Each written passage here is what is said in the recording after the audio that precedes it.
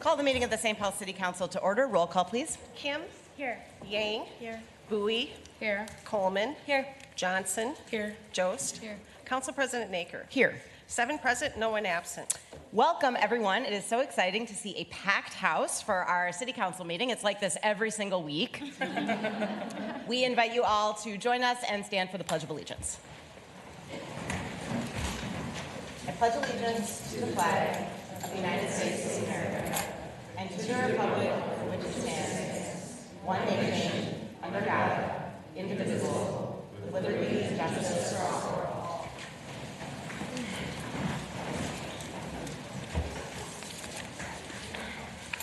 Consent agenda items 3 through 17 are before you for your consideration.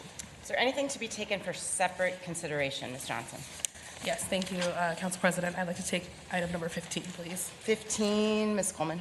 Thank you. I'd like to take number 11. 11 and 15. Anything else? Seeing none, I'll take a motion from Ms. Yang for the balance of the consent agenda. All in favor say aye. Aye. All opposed? 7 in favor, no one opposed. The consent agenda is adopted as amended. Item 11 is Resolution 25-1677, approving the legislative hearing officer's recommendation with conditions for the application submitted by the University of St. Thomas to add an Entertainment B license and expand liquor service areas under the existing liquor on sale 291 or more seats license located at 2115 Summit Avenue. Ms. Coleman. Thank you, Council President. I would like to make a motion to approve the license application and just wanted to open the discussion with a brief comment. When I first heard about this liquor license application, I had not yet been elected to the City Council. Like many in the neighborhood, or near the neighborhood, I was concerned that it was overly broad or that it might have negative consequences for the residents of the community. I expressed this to neighbors at the time, prior to joining the council, and prior to entering the quasi-judicial role in which we currently sit. In this quasi-judicial role, like my colleagues, I'm required to make a decision based solely upon the evidence in the record and without bias. In this instance, and despite my earlier reservations, I'm confident that the record requires us to approve this license. The University of St. Thomas is not opening a permanent bar on their campus, nor do they intend to serve alcohol at all hours of the day, any day of the year. Despite some initial misconceptions, the record makes clear that this license is about ensuring alcohol can be sold at the new arena, not willy-nilly across campus. Their business plan has been reviewed by city staff and been determined to be appropriate. There are strict requirements as to locations in which alcohol can be served and with regard to the training and policies that staff will be required to follow. And when big events are happening in conjunction with alcohol sales, UST is going to work with private security, their own public safety department, and off-duty police officers to manage traffic, parking, and other event-related security concerns. While I know that many neighbors are concerned about the impact of allowing expanded alcohol sales at UST, we have also received letters of support from both of the university's neighboring district councils, conveying their support for the issuance of this license. Perhaps most importantly, to my mind, is the condition that the license and its conditions be reviewed on an annual basis. If there are calls to UST security regarding patron behavior at campus events at which liquor is sold, those will be reviewed by the city each year and will be used to determine whether this license should remain in place. Taken together, this information is sufficient to confirm that this liquor license should be approved. Thank you. Thank you, Ms. Coleman. Really appreciate your pulling that from consent to give some more context and appreciate your thoughtful approach, as well as the reminder that this is a quasi-judicial issue, so we're required to evaluate it using different criteria than we might otherwise. So the motion was for approval. Yes. Any discussion of the motion? Further discussion? Seeing none, all in favor say aye. Aye. All opposed? 7 in favor, no one opposed. The resolution is adopted. Item 15 is Resolution 25-1728, establishing the membership of the Reparations Harm Study RFP Review Committee to review proposals received from the Reparations Harm Study RFP. Ms. Johnson and then Ms. Bowie. Thank you so much, Council President, and to our colleagues, and especially because we have a full house today, and I'm not sure fully whether or not folks are excited to come talk about this consent agenda item number 15. But I will say that I had a chance to review all of the community organizations and all of the direct emails that came either to our office or to the council about this matter, and I just want to say thank you to your continued commitments for the city reparations work. I want to start by acknowledging the deep love and investment that I have and that our community brings to this work, and to affirm that the city's commitment to a credible, community-driven, and justice-centered reparations process remains unwavering. I also want to and feel compelled to have to address some of the confusion and misinformation that has been circulated in the recent days regarding item number 15. This resolution was related to the Comprehensive Reparations Harm Report and establishing what would be a review committee. Since the beginning of this year, my office has worked closely with the St. Paul Reparations Commission. It's an 11-member body that has been appointed by the council, all of which whom identify as African American descendants of slavery, all who have worked with city attorney's offices, procurement staff, or the city council operations to ensure that the harm report that community asked for is taking place and that the process was transparent, compliant with the city policies, and aligned with the commission's unanimously adopted framework in April of 2025. This process once again began in April of 2025 when the commission adopted the framework, the scope of work, and identified what the review process would look like. It has been in place since April of 2025 with the RFP published in August of 2025. The RFP closed October 3rd. It was reviewed last month by an evaluation group that consisted of how it was directed by the commission, with both Councilmember Bowie and Councilmember in my office being represented, city staffs, and the selected appointed commission member from the commission. Unfortunately, this version of the resolution that appears in today's agenda was introduced without my coordination. In fact, our office was completely left out of the process, and we were not aware that it was even going to be on the agenda. The reparations staff lead and the commission itself were not notified that this was going to be something that we would do, thus the reason why there has been so much confusion and questions around the matter. It also does not reflect the legal and procedural guidance that we have received by our city attorneys or by the procurement process. It is my understanding that the council is aware of that because that guidance came directly from the city attorney's office and from procurement staff. The city's director of operations has already documented the communications timeline to confirm that staff and commission members know where we are in the process, how they follow the procurement steps. However, a contradictory resolution was introduced without that guidance, without that information, and honestly has created so much confusion for staff and for my community. And it poses a real legal, financial, and procedural risk that, if left uncorrected, could jeopardize this entire piece. For those reasons, I'm actually going to be moving a motion to approve a version 2 of Resolution 25-1728. This version reaffirms the authority and leadership of the Reparations Commission in its guiding process. It aligns with what the city attorneys and procurement staff have given us directly to protect the integrity of the process. But most importantly, it ensures that the promise that we made to the commission that we have appointed, that we will hold true to the 2025 timeline and the funding commitments that they have asked us since April to do with the comprehensive report. My intent here is not to slow this process, but to safeguard it, to work with so many of the people that built this process, and something that has actually been led entirely by ADOS identifying commission members who supported an all ADOS identifying review team, ADOS identifying staff, and for the first time in St. Paul's history, 2 ADOS identifying council members to lead this work. I want to take the time to say thank you to all of those that did write in about this. This is not something that I genuinely appreciate doing, but was given no choice when I was excluded from a process that I've been involved in since I took office. My doors remain open to any individual or organization that would like to move forward in that discussion, to review the timeline, to talk about this process. But my ultimate goal remains the same. We appointed a commission. That commission has spoken. The chair of that commission, the chair of the subcommittee on the harm report, has also shared that their desires are true to ensuring that this harm report is not slowed, that the process that has been in place is put forward and moved forward by this body, and that they will be the body that will continue to advise this work moving forward. And so that is why I'm bringing forth that motion, and I move approval of version 2 of Resolution 25-1728. Thanks, Ms. Johnson. So the motion is for a version 2 that is already in Legistar. Yes, that is correct. All right, discussion on the motion, Ms. Bowie. Council President, I respectfully would ask that we have a discussion on version 1. I do appreciate Councilmember Johnson giving her context around version 2.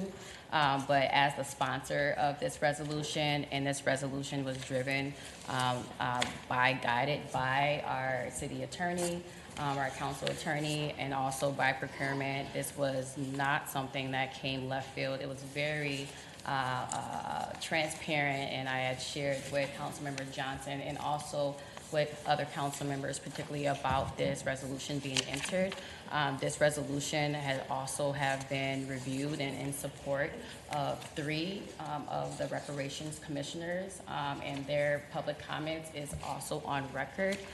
This resolution has also have been in conversations and engaged by the chair and also the chair of the subcommittee for the RFP. I think it will just do it justice and do this process justice if we have an opportunity to truly examine version 1. I don't think we should circumvent a process that does not give the attention to the original version that was submitted. So I will be voting down on that for us to have a critical and honest and necessary conversation about this resolution that I had sponsored. Okay, thanks, Ms. Bowie. There is a motion on the table for version 2. I'm going to entertain further discussion of that motion. And Ms. Bowie, I think this is also a good opportunity to discuss version 1 in response to version 2. That way, folks who want to vote for version 1 can vote down version 2 and then vote for version 1. So I'm looking to see if you or others have additional comments. Ms. Bowie. I think procedurally, we can talk about which versions we want to vote on, but I think procedurally, we have staff here that can also lend to some insight on this, because I'm not sure that the council is well versed about the harm study. The harm study has not even came to our desk to even be reviewed, and I think it's really important that as we have our deputy director here, and we also we have our chair here, and we have the chair of the subcommittee here, that we give adequate time to be able to ask them questions about this process. Okay. Further discussion. And to Ms. Bowie's point, if there are questions for staff, we can entertain those as well. Ms. Johnson. Thank you. I respectfully just want to respond to some of the pieces that were shared. I know that staff has actually been able to brief extensively council member offices on multiple fronts, but I just wanted to, Director Wilms, I would love for you to just share the communications, if you have any staff communication that you'd like to clarify on the timelines of the harm report and how it's come so far, simply starting with both the approval process of the actual scope of work in April and then the RFP process open and closure dates for clarification.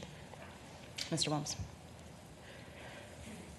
Thank you, Council President and council members. So the harm report RFP timeline began, much before August 2024, but in August 2024, the Reparations Commission had the first official action by recommending funding for a harm report study and an associated budget allocation of $500,000. Later, several months later, the City Council in December 2024 adopted and appropriated a budget amount of $250,000 set aside to advance the reparations work, including the harm report.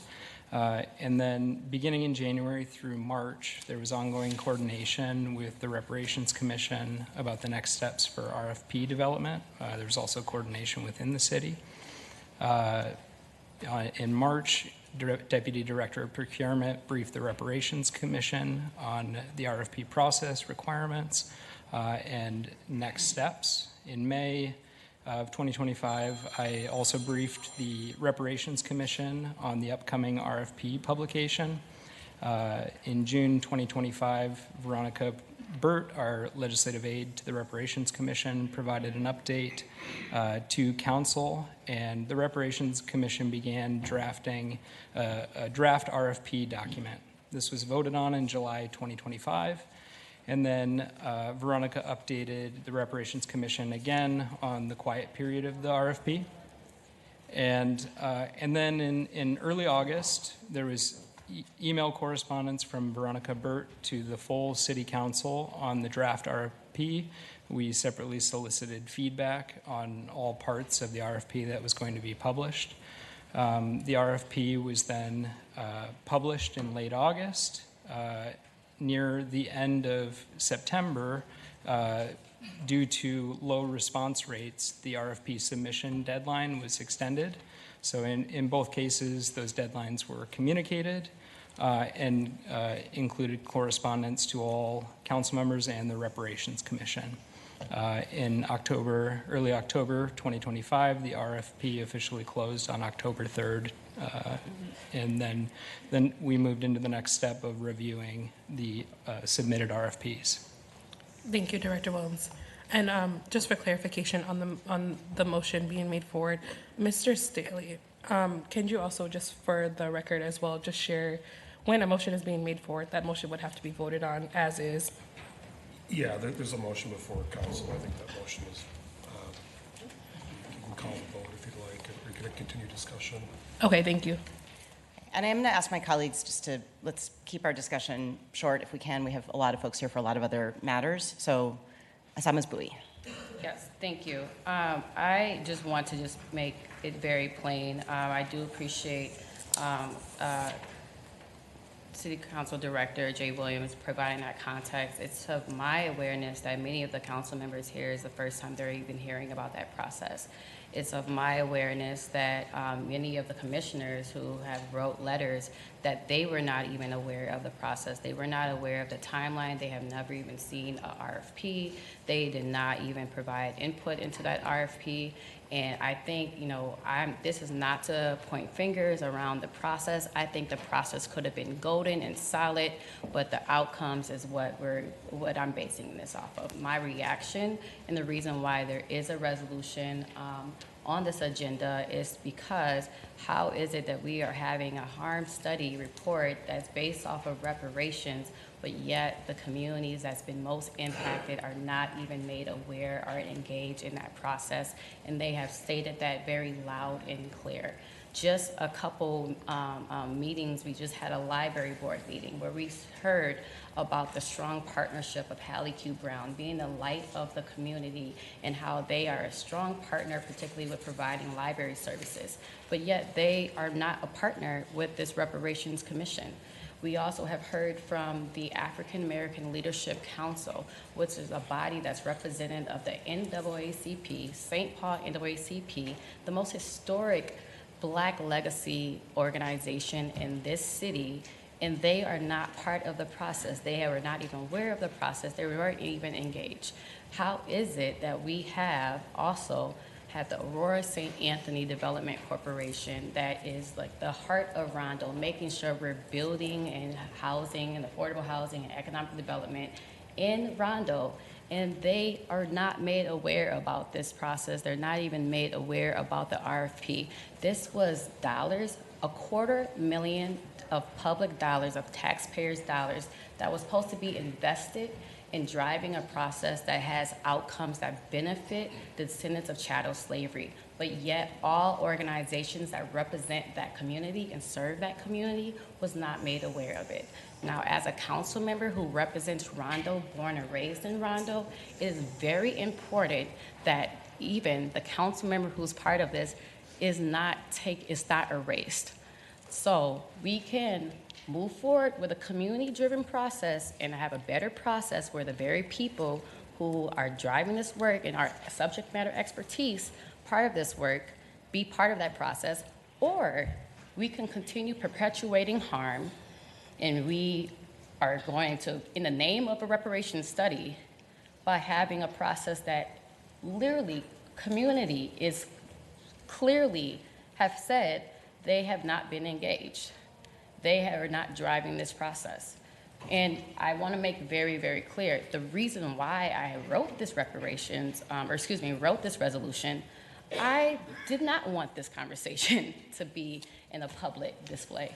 I tried hard to work with Councilmember Johnson. I have text messages, screenshots, texting Councilmember Johnson saying, hey, I have concerns about the inadequate outreach, would you be interested in opening or reissuing this RFP? She texted me back saying, thank you, I agree. But something got lost in the translation. When I brought this to the director's attention and brought this also, the coordinator, the legislative aide, Veronica Burt, had brought it to my attention that there was an RFP that went open and closed, and when I had asked what happened, what was the engagement, I didn't get anything that was satisfactory that I can actually go back to my community and say the $250,000 that we dedicated to drive the work of this reparations commission does not benefit you and does not include you. I can't do that. I can't do that. Thanks, Ms. Bowie. I see a couple of other hands, and then I think we're going to call for a vote. I saw Ms. Yang and then Vice President Kim.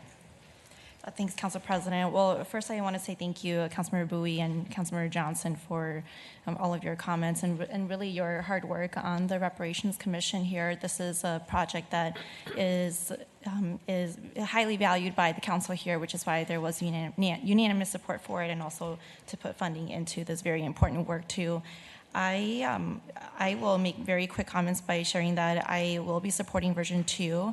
As I'm reflecting on it, I mean, just thinking about the comments, the public comments that came through, there was support for version 2 from, strong support for it from commissioners who currently serve on the St. Paul Recovery Act Community Reparations Commission. And so I feel comfortable with that, but I do want to note that it is really unsettling just hearing the conversations that's being unfolded here, and I am concerned about what we are hearing. I think that it's really important for the council to revisit this conversation with our staff directly, and also just to really have more oversight around the commission overall.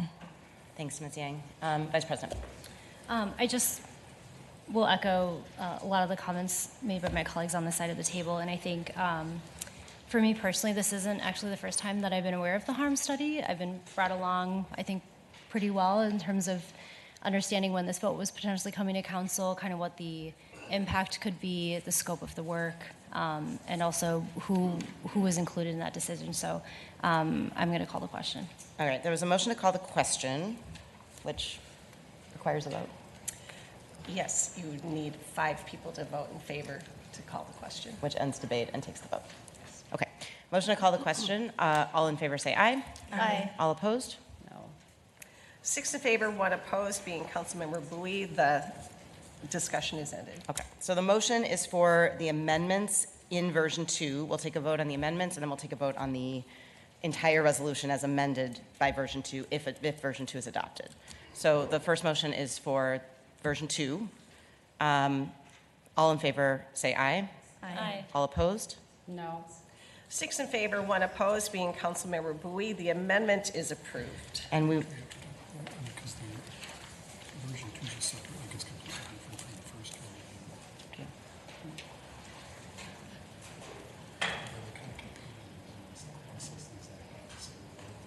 one. Right, but version 2 is not what we're putting for you. this is democracy in motion, ladies and gentlemen. It's all happening right here, live.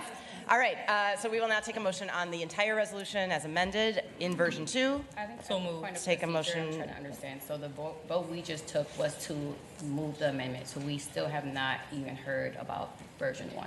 We have not had discussion on version 1. We've adopted version 2, the amendments in version 2. Motion to adopt version 2. So moved. Okay. All in favor say aye. Well, I have a discussion point. Discussion. Ms. Bowie. Thank you, Council President. I also want to just share that I want to actually move a version 3 because I think right now I have not heard from my colleagues at all. I only heard of 2 other ones. And I think everyone had a chance to actually review the public comment. I would like to move a version 3 that gives the council members the basically to review the RFP, because I think there is really important that we all know what we're voting and supporting of. I think it's really important to know how we're going to be spending $250,000 to do a study that has clearly not been informed by the community that it's supposed to be actually serving. Okay, thank you, Ms. Bowie. We have a motion on the table for the amended resolution, which we need to adopt.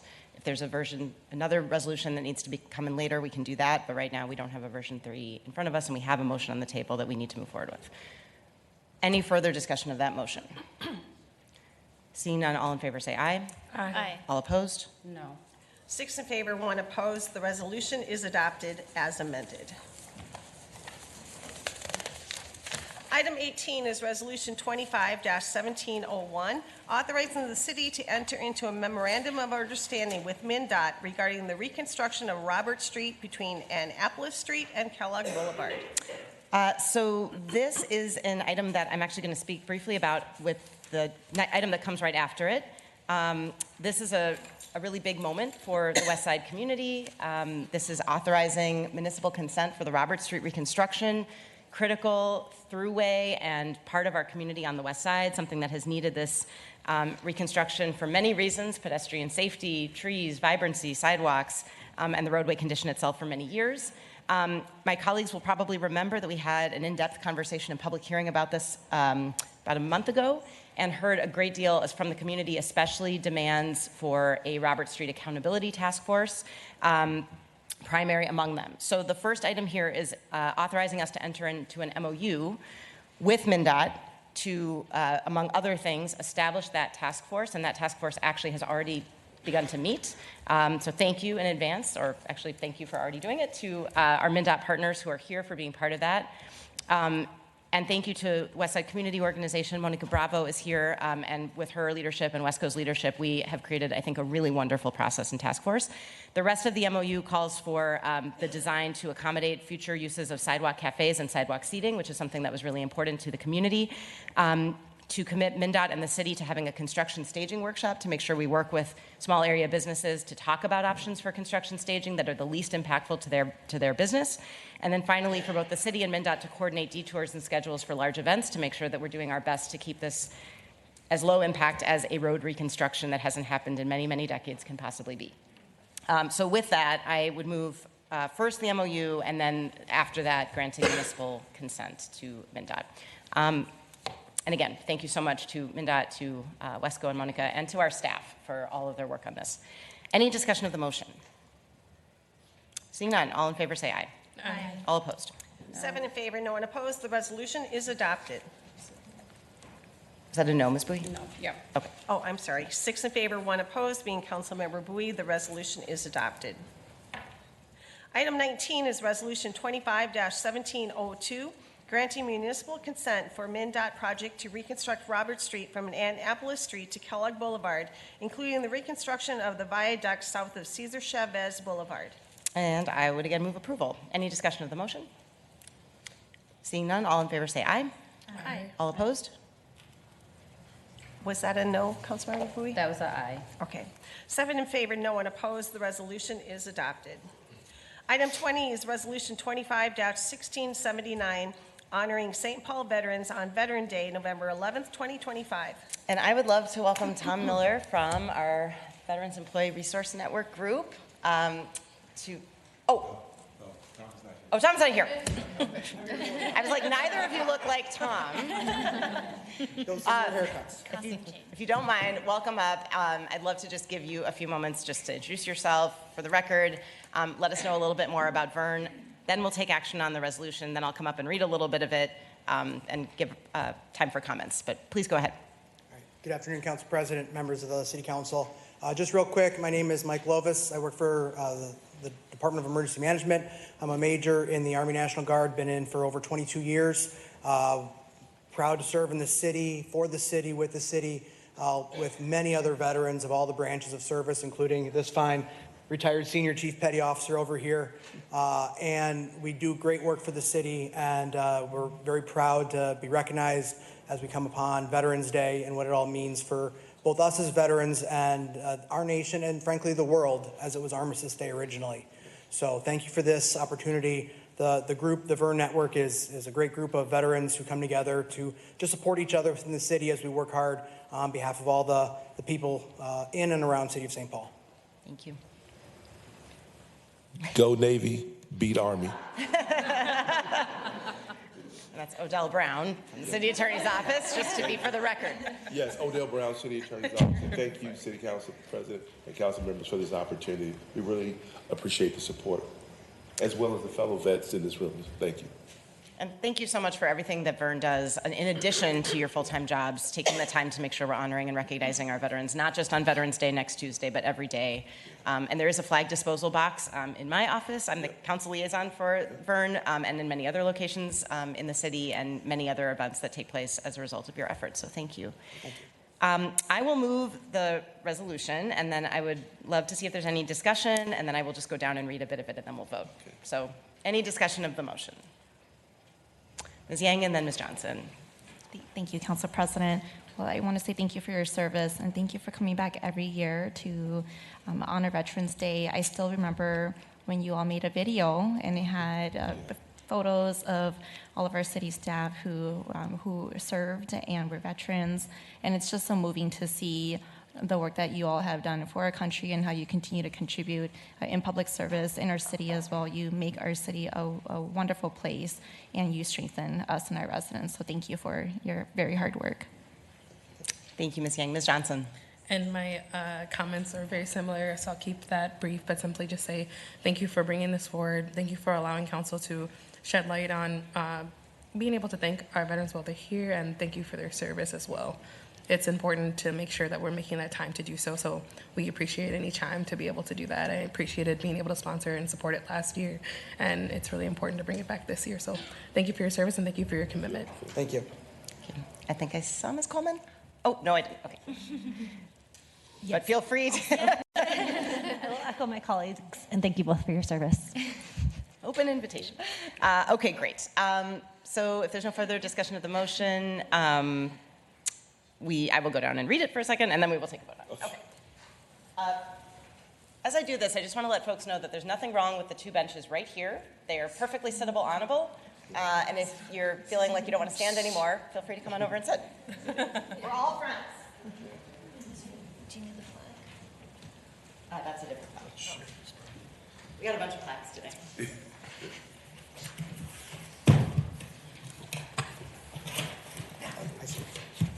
All right. Whereas the St. Paul City Council recognizes with deep respect the veterans and military personnel who exemplify a legacy of service, dedication, and commitment to protecting our shared rights and freedoms. And whereas Veterans Day provides an opportunity to honor all who have served in the uniformed services, recognizing the diversity of their experiences and the dedication with which they have served our nation and communities. Whereas the City of St. Paul recognizes the ongoing work to ensure the inclusion and acceptance of our military personnel and veterans as part of an equitable city vision that also embodies the shared ideals of liberty and justice for all. Skipping just a little bit. Whereas the City of St. Paul established the Veteran and Military Employee Resource Network, VERN, to recognize and support the incredible contributions of our veterans and military personnel. Whereas we honor the courage, sacrifice, and dedication of all who have served, whose commitment has strengthened our nation, our communities, and the cause of peace around the world. And whereas the City of St. Paul appreciates the families, friends, agencies, and employers who support our veterans and military employees throughout this great city, now therefore be it resolved that the St. Paul City Council publicly honors all veterans and military personnel for their dedication, sacrifice, and service on Veterans Day, November 11th, 2025.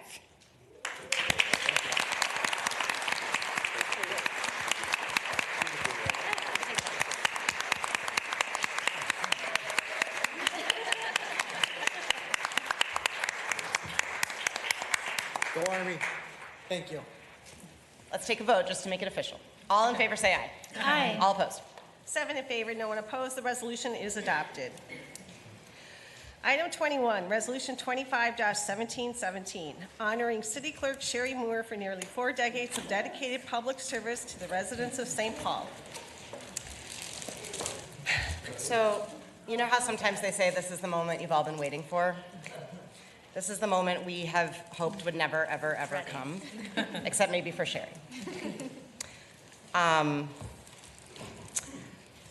Sherry Moore has been our rock.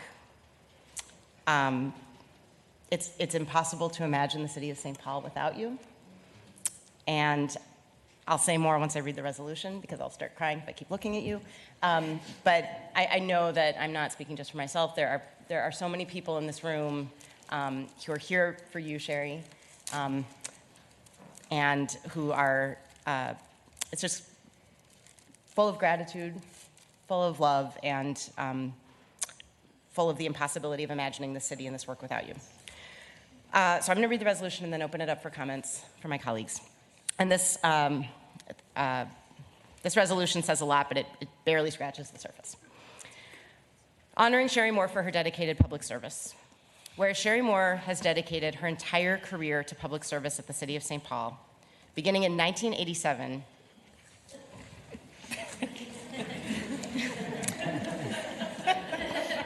as a video production assistant in the council cable office, where she helped televise city council meetings and was recognized in June 1993 as Council Cable Employee of the Month. I have to interrupt. That was a joke by some friends of mine. It didn't actually happen.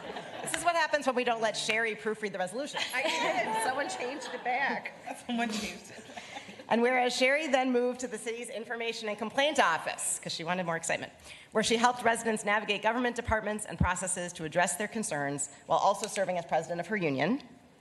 And whereas Sherry became the city's acting city clerk in 2005, and in addition to her many responsibilities, she served as the host clerk for the 2005 International Institute of Municipal Clerks annual meeting held in St. Paul. And whereas Sherry was appointed St. Paul City Clerk in 2006, serving with distinction for 20 years with skill, integrity, and professionalism, ensuring the fair, accurate, and transparent administration of the City Council's legislative process, administering countless oaths of office to elected and appointed officials. Raise your hand if you were sworn in by Sherry Moore. Just look around the room. And fulfilling the many other essential duties of the clerk's office. And whereas Sherry was instrumental in modernizing council operations, leading the transition from paper agendas and materials in 2024, just kidding, to a fully digital system through Legistar and streamlining the processes for preparing files for council consideration. And whereas through her involvement in professional organizations as former board member of the IIMC, current member of the IIMC Foundation Board, member of the League of Minnesota Cities Human Resources and Data Practices Committee, Sherry introduced innovations like Granicus and its digital tools, enabling the city to be more responsive and transparent, particularly during the pandemic.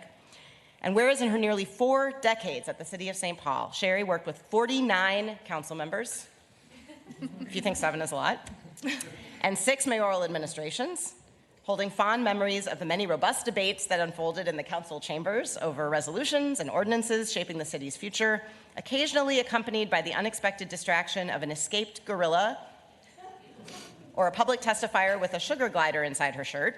We'll have to hear more about this.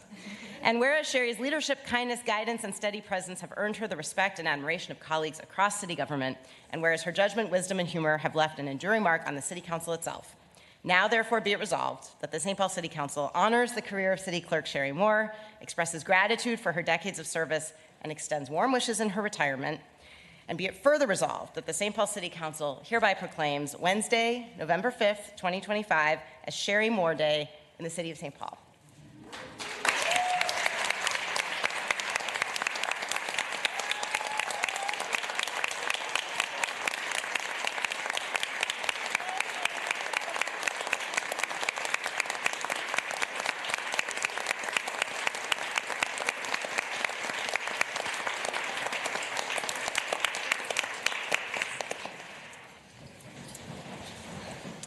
Any discussion on the motion? Everyone. No. I'm going to go Ms. Jost, and then Ms. Johnson, and then Ms. Yang. Ms. Jost. Thank you, Council President. And now I'm going first, so that's wonderful. No pressure. Sorry. I just have to say, Sherry, as a new council member in this, historic all-women city council, it was just one of the biggest moments of my life where I didn't know what to expect, and you stood there by us and helped guide us every step of the way onto that stage at the Ordway with so many people watching us to be inaugurated. And I just remember putting my hand on my, I guess it was a steel manual, and looking and just stare at Sherry the whole time, and she's going to get me through this. And I just want to thank you for that. And from the moment that I started here, you've really helped me step into this role and understand what this role looks like, and I've learned so much from you. I think that my predecessor, Chris Tolbert, who is here, would agree that the seat at the dais is the best seat in the House to get to sit next to you. I know you get to too, but you're very busy there. And I've just learned so much from you, like I said, that I probably haven't even realized yet. And as a fellow Vikings fan, I just really appreciated sharing the fandom with you and you welcoming me into this role and into City Hall. I also can't imagine what this will be like without you, but I am happy for you and I wish you the best in your retirement. Thank you so much, Sherry. Ms. Johnson. Long sigh, pause for dramatic effect. No, I'm playing. I personally think that one thing I will just share that I will always respect about you, Sherry, is the wealth of knowledge that you hold. At times you were educating council members, you were educating city attorneys, you were basically sharing just the process as you've seen it play out for many, many years. That historical context is not something that can be replicated. It's learned through multiple administrations, through multiple councils, but it's something that can be trusted.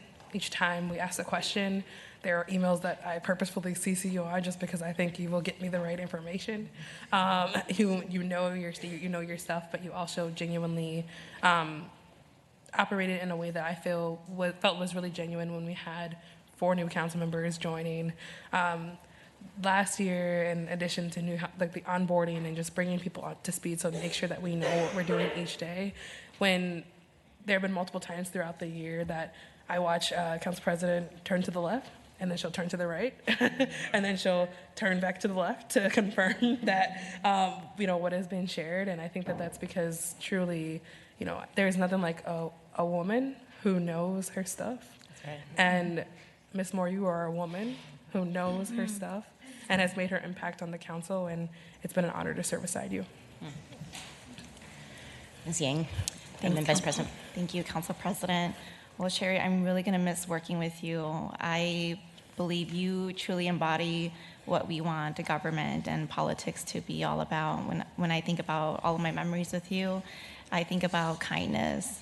You are intelligent, you're so wise, and you always have a smile on your face, no matter if we are dealing with the most difficult stuff in front of us or if it's very joyful moments. And, to me, that's what if I was somebody who was coming into City Hall here trying to get help, like I would want to meet somebody like you every step of the way. And like you have done that for all of the council members, all of the elected officials you have supported. And when I think about government and politics, I think for our mind directly goes to the people who we always see at the very front, the ones who are loud or at the microphone and being outspoken.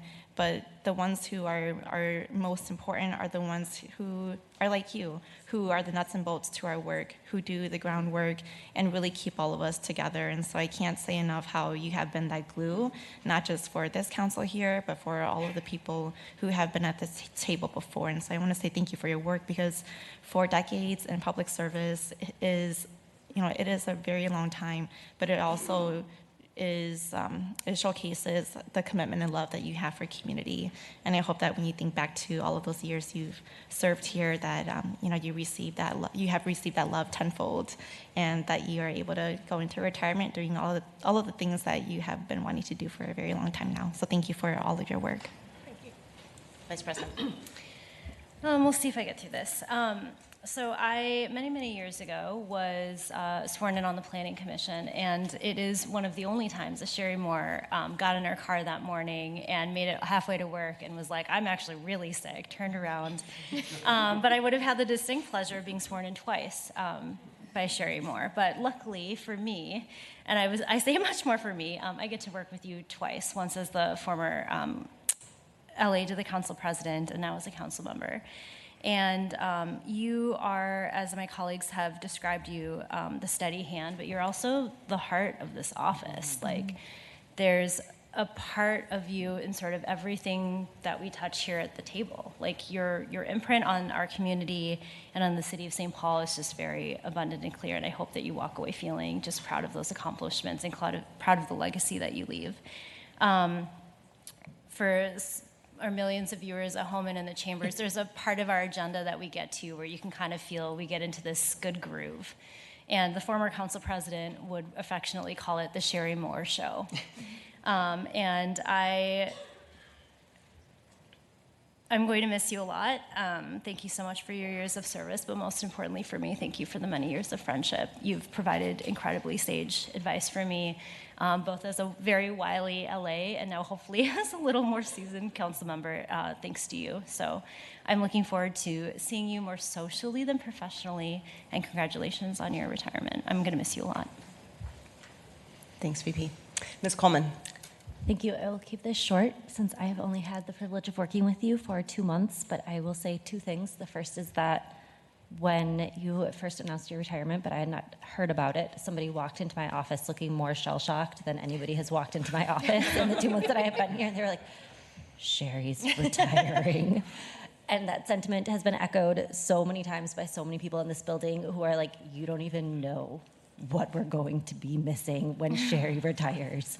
It's going to be devastating.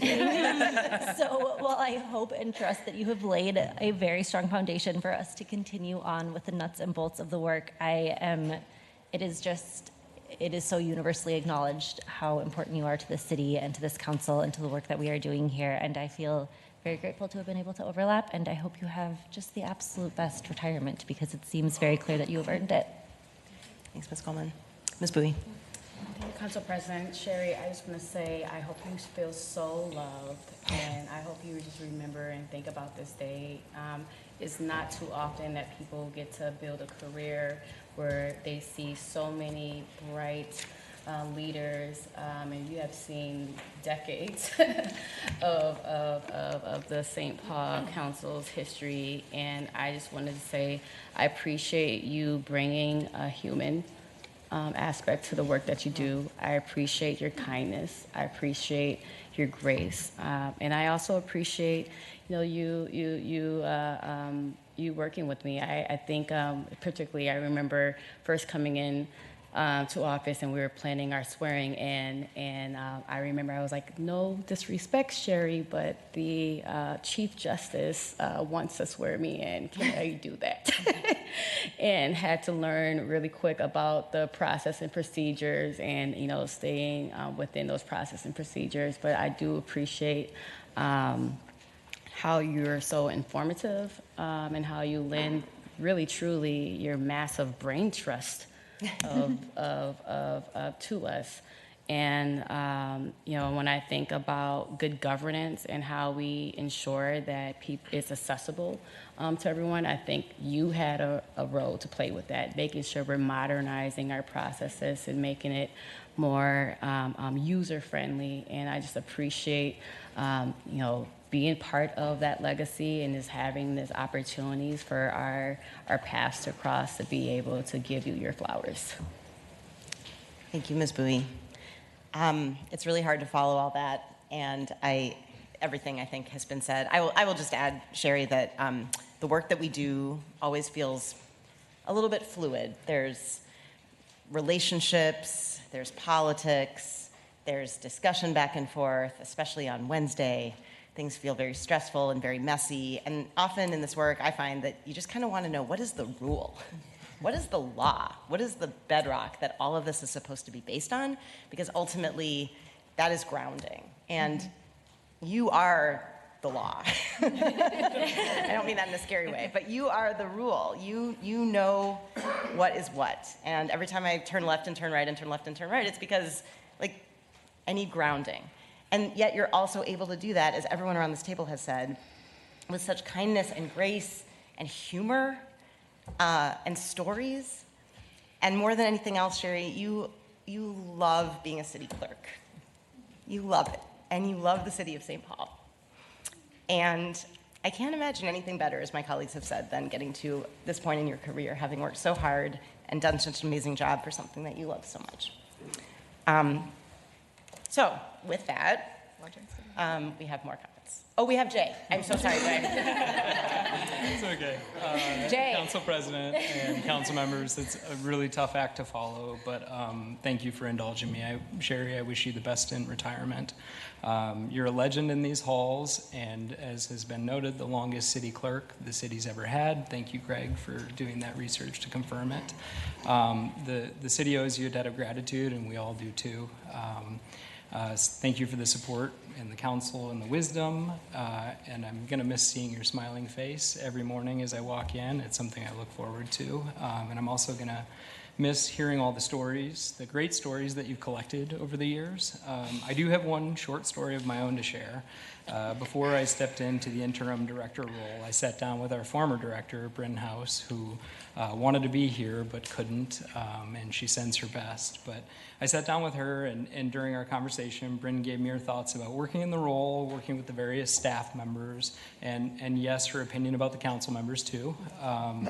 And Bryn's comments to me about you were very quick and succinct and boiled down to, oh, Sherry's great. She's the best. She's ride or die. And at first I didn't really know what it meant, but I came to understand that meaning that once you earn her trust, she'll be with you until the end. And it's true, you've earned everyone's trust, and I hope I've earned that trust with you, and I hope to be ride or die for you until the end. Although I want to add that I certainly hope this isn't the end, and that you'll come by and visit, and you'll answer my calls when I have fear in my voice and we don't know what to do around here. But I just want to say, from me and on behalf of the staff, past and present, thank you. Thanks, Jay. Before we take a vote, Ms. Moore, any comments? Oh, boy. This has been the ride of my life. I'm sorry. I couldn't imagine my life going any other way. This has been a privilege. As you said, I love St. Paul with all my heart, and I love being a city clerk. And I love all of you and everyone else that I've worked with throughout the years, all of my colleagues and from other cities. It just has been a perfect career, and there's too many people to name. So I just want to say thank you so much. This means a lot to me.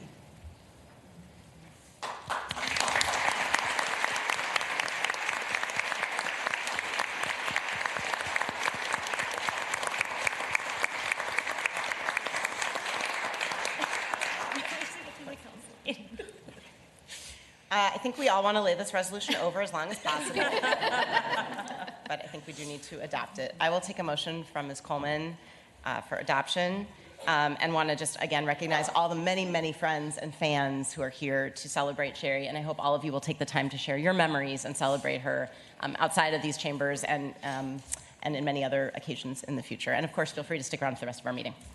All in favor of the motion, say aye. Aye. All opposed.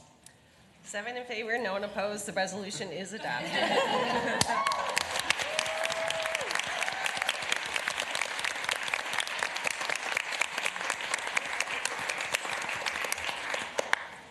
All right. Item 22 is final adoption of ordinance 25-61, amending Chapter 74 of the Legislative Code by enacting a new section designating the Theodore Ham Brewing Company Heritage Preservation District as a heritage preservation site. And that is what is known around here as a hard pivot. Ms. Johnson. Thank you, Council President. Yes, genuinely, it's hard to, okay, collect yourself. All right, so I just want to say thank you for being able to go through this process with us. It was wonderful to hear about this item, and also just to see it come forward from staff, from community, from all of the places you can see in the record, and just having a chance to hear the public hearing, having a chance to review the record as it stands. I want to just say thank you to the members that took the time to either come in person or submit letters. Our office read through them once again. I think it's really important to review things that come through and have been following it. As a proud Eastsider and a member of the City Council, I'm deeply honored and excited to support the historic designation of the Theater Hams Brewery site. This landmark is more than a collection of old buildings. It's a cornerstone of our city's identity. It's a symbol of resilience and a bridge between the industrial past and our creative future. For generations, Hams Brewery was one of the St. Paul's largest employers and a source of pride on the east side. It's a story that reflected who we were as a community. It was heartbreaking, it was innovative, and it was committed to reinventing ourselves in the face of change. And even during the Prohibition, when many breweries closed, Hams found a way to survive producing soft drinks and other goods. That adaptability speaks volumes to how that site has constantly adapted to the times. What excites me the most about the site is that it continues to evolve. The transformation of part of this campus into St. Paul Brewing and the future of the economic and housing opportunities also shows that this preservation and progress continues to go hand in hand. The future, even the excitement surrounding the potential of having affordable housing on this site, is true proof that we're honoring our history by continuing to fuel this future and also adding to it. By designating the Hams Brewery as a historic landmark, we're not just protecting buildings, we're preserving the stories of the people who built it in the city. We're working to save old buildings that truly need a lot of tender love and care, honestly. And with that, it comes with expenses, it comes with ensuring that folks who are invested in our community, are invested in our city, know that that legacy and that generation is important to do it. I will be moving a motion to approve the final adoption, in part because I think we owe it to our community. This is actually a Housing and Redevelopment Authority project that for the last 20 years it's touched 4 Ward 7 council members before, Councilmember Lantry, Councilmember Finney, Councilmember Prince, and now our office as well. And I think it's a sign that there is a future that deserves this designation, that deserves this investment, and I am looking forward to being able to work on this project, continuing to bring this forward, because as I shared before, the future of this site is housing. And so I think this is a proud symbol of that, and it's a sign that we're continuing the legacy of the Ham site, and we're adapting to the times and the needs of now, and we're moving past St. Paul's past, we're moving into what could be the future. Thank you, Ms. Johnson. And I neglected to say during the transition, the hard pivot, that we are entering the ordinance section of our agenda. All of our ordinances have 3 readings, and we sort of take them in reverse order. So anything before us for final adoption, which this is, has already had at least 2 previous readings. At the first reading, we get a staff report to understand what we're looking at. The second reading, usually at the second reading, we have a public hearing. Sometimes that's extended, where we hear from the public about the item. And then finally, at the last reading, or the final adoption, we are looking at taking a vote on the item. So anything that is what Ms. Johnson was just talking about, this number 22, has already gone through that entire process, and you're going to be seeing in a moment some other ordinances that are just starting or are at different stages of that process. So thank you for your comments and your motion, Ms. Johnson. There's a motion for adoption. Any further discussion? Seeing none, all in favor say aye. Aye. All opposed? 7 in favor, no one opposed. The ordinance is adopted. Item 23 is first reading of ordinance 25-66, creating Chapter 420 of the Legislative Code, establishing regulations for the registration of cannabis and hemp businesses, creating Chapter 428 of the Legislative Code, establishing a permit requirement and process for temporary cannabis events, and amending Section 310.01 to add a definition for cannabis fees. And because this is a first reading, we will have a staff report. So welcome up, Mr. Nijelik. Thank you. Before I begin, I must say, Sherry, thank you. Always being there at the end of an email and a voicemail, especially the urgent and chaotic ones. So thank you so much. We will miss you, but very much appreciate your service to the city of St. Paul. So thank you. Council President, council members, good afternoon. My name is Dan Nijelik, Deputy Director for the Department of Safety and Inspections. I want to thank you for the opportunity for me to present today on a series of ordinance related to cannabis and lower potency hemp edible businesses in the city of St. Paul. For most of you, this is going to be a refresher. We talked about it a couple of months ago at a organizational study session. Where we learned that the Minnesota Statute 342 provides cities the ability to adopt and enforce ordinances related to cannabis and lower potency hemp edible businesses, but only specific aspects of it. A lot of it is controlled by statute, but we do have some small niches that we will take advantage of in terms of making sure it's tailored to the city of St. Paul. Accordingly, last year you adopted zoning code amendments where these uses are permitted. Today, before your considerations are two things. One is the registration of cannabis and lower potency hemp edible retail establishments, as well as basically events for temporary cannabis events. So those are the two items for ordinance amendments before you. In terms of city registration, Minnesota statute requires that any lower potency hemp edible or cannabis business that has retail operation to be registered with the city of St. Paul before engaging in sales. And therefore, before you are a series of ordinance amendments explaining the registration process, the fees, the enforcement required for registration in the city of St. Paul.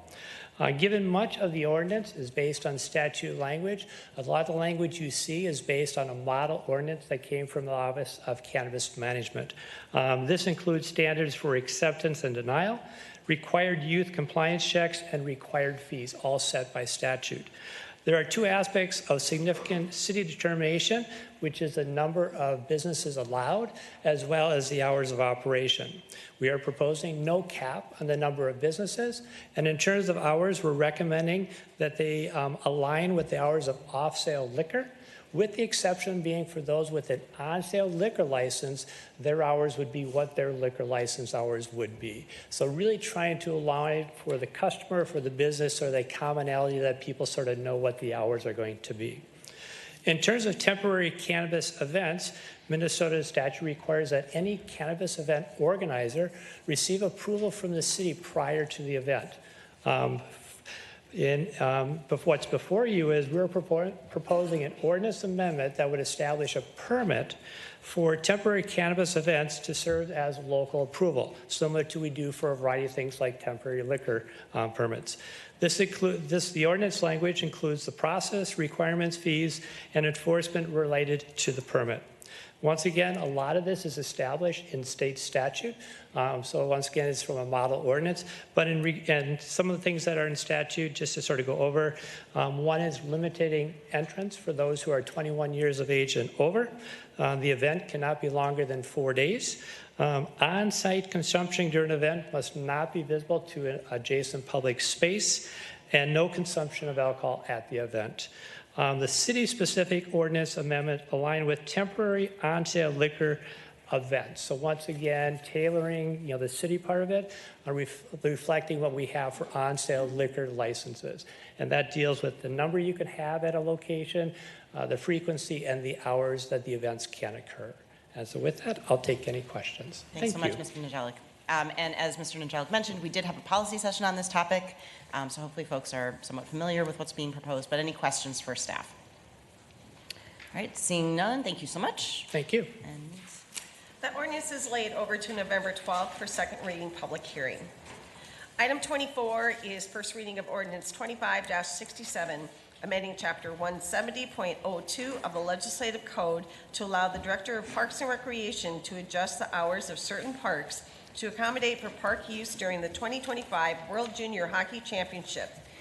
And we will have a staff report. Items 24 to 28 are all of a kind. They're all about creating something of a green light district, allowing things to happen that normally wouldn't be allowed without much more extensive permitting, to increase vibrancy in the city during the World Juniors Hockey Championship. So first of all, I want to thank Director Andrew Weesey and Deputy Mayor Jamie Tincher for her leadership in proposing these. I'm hopeful that if all goes well, we can use this sort of green light district for other times as well to increase vibrancy. But Director Weesey, welcome, and if you wouldn't mind giving us a brief update on 24 to 28. Thank you, Council President. And I had a visual, but I don't know how to log into this computer, so it's not necessary. But the yes, we have 5 separate ordinances. These are considered temporary. They're just during the World Juniors duration, but because of how our city charter is established, we actually have to make ordinance changes that just specify the duration that the change applies to. So they are legitimate ordinance changes. I think the one that you'll see that is unique is for liquor service, we're actually also deleting one from, it actually says like the World Cup, which was not in St. Paul, by the way. It was misstated in how it was approved as an ordinance, but we're actually deleting that as part of this ordinance adoption because it no longer applies. So the 5 different ones are sidewalk use, and by the way, I have been full support and cooperation, and I'm representing here our Parks Director, Andy Rodriguez, and our Public Works Director, Sean Kershaw. Also, as you mentioned, Council President, full support of Mayor Carter and Deputy Mayor Tincher on what we're calling a permit holiday. And I think the mayor almost danced when I suggested that we do this, and happy that our city attorney's office was able to do a quick turnaround on these so that we could get them in place and applicable by World Juniors, which is a very tight timeline if you do your math on this. So the first one is, are you able to find it, or is it just not existing? I send it to Megan, but that's okay.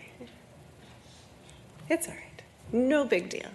We'll try to pull it up while it was just a pretty picture.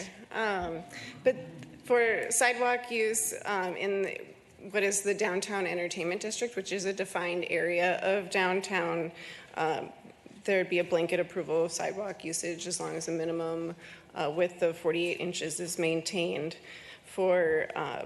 We also were interested in doing something with signage. Unfortunately, for the timing of this, we weren't able to do that since that requires going to the Planning Commission first. But we are still interested in working with our downtown businesses on signage and making sure that the corridor is vibrant.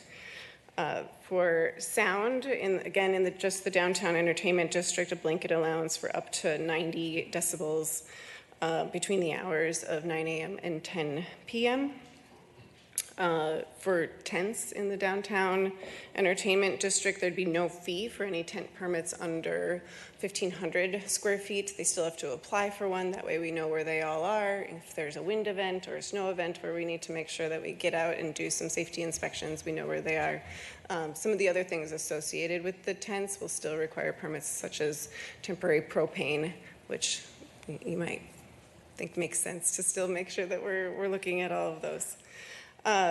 Parks hours will be available to be adjusted based on kind of the events that are happening in the area, and those would be posted at the park, and that's also citywide. And then there's an interest in also having a lot of public art in the space, and that doesn't need an ordinance change. Just wanted to mention it here that it'll be handled administratively on some of those temporary art installations that we expect to come forward for World Juniors. And last but not least is our liquor service, both the hours of operation and expansion. So we do have to know where they are because we have certain requirements to make sure that we're in line with state law, but our restaurants are able to expand to both Sunday hours and to 2 a.m. If somebody already has a 2 a.m. license, nothing changes for them.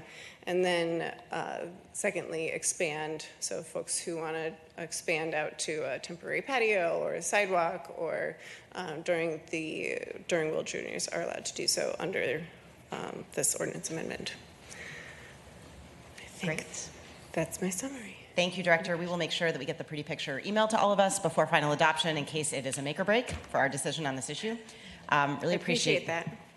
I know people work hard on those things, so I want to make sure we all see it. Appreciate, and I think the main high level, it sounds like we're trying to make it possible to have a lot of fun in our wonderful downtown St. Paul at a time when we're going to have lots of visitors, and we want it to be at its best for our visitors, our residents, and employees alike, without a lot of permitting.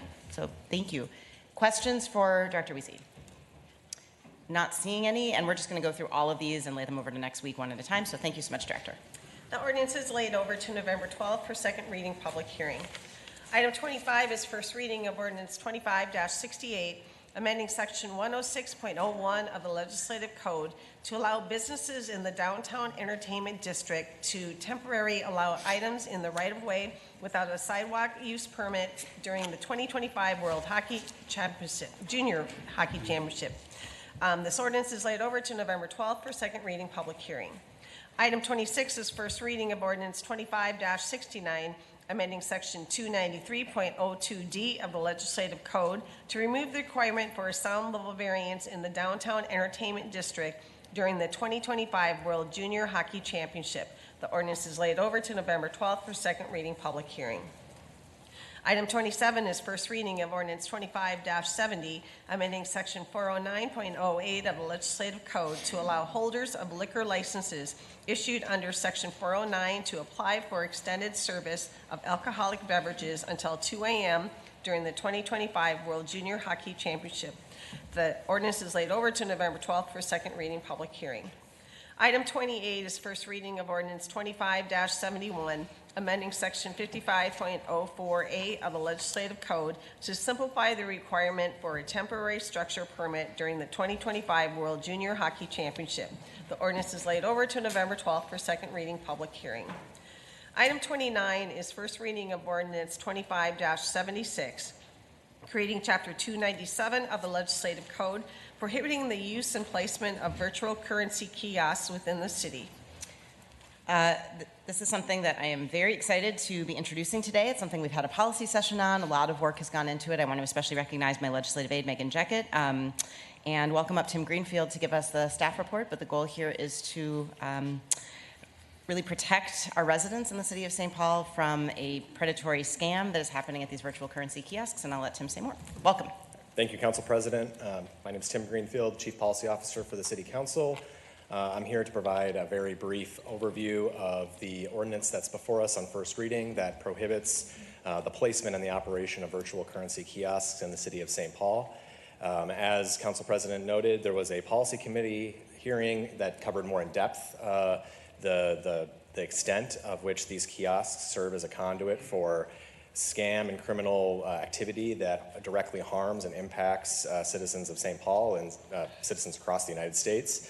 And the ordinance is relatively straightforward in terms of how it addresses a very complicated problem, one in which the state has attempted to address, but has not addressed the major problem, which is that these kiosks serve as a very specific flashpoint for which criminal activity defrauds citizens, and no amount of disclosure or tapping of a screen or a receipt can be as effective as simply removing them from operation or prohibiting their use.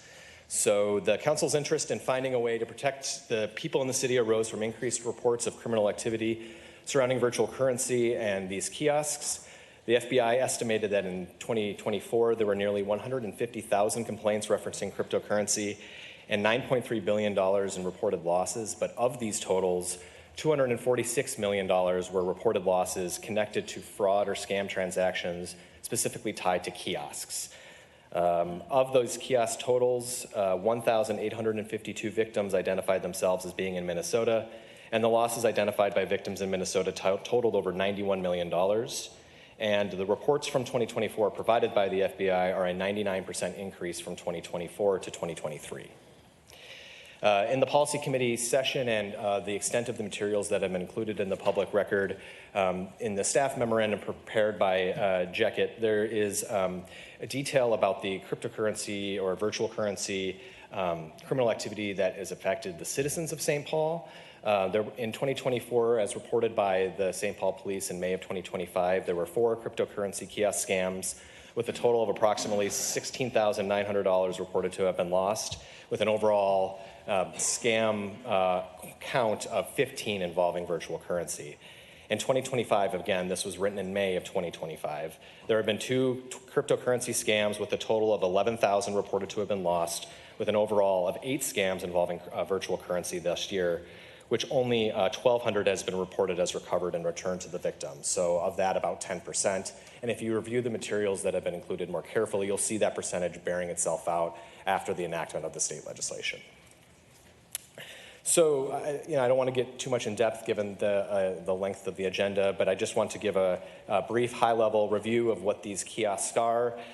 They are placed in high-traffic areas. They look much like an ATM. They are operated by virtual currency kiosk operators, which makes a profit by charging people fees for conducting transactions using these kiosks. Kiosks are primarily used to purchase and or transfer virtual currency.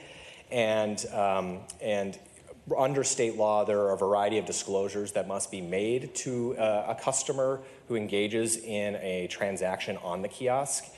What I would say about state statute, though, is that the kiosk is specifically defined as an electronic agent of the overall licensee. So the kiosk itself is just a physical entity that facilitates the transaction. It itself is not meant to be kind of more, connected to a broader range of financial transactions.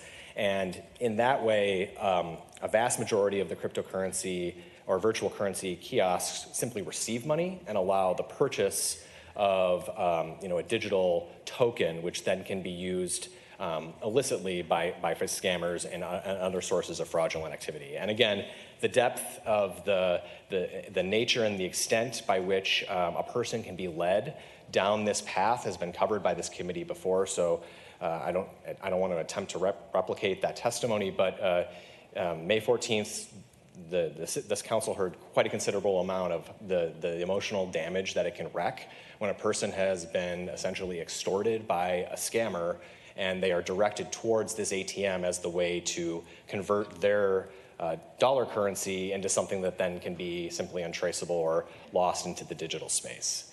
So with that high-level context, and I'm happy to answer more specific questions, I'll provide just a very brief overview of what the ordinance does. It prohibits any person from hosting or operating a kiosk in the city of St. Paul or from allowing any kiosk transaction to take place in the city.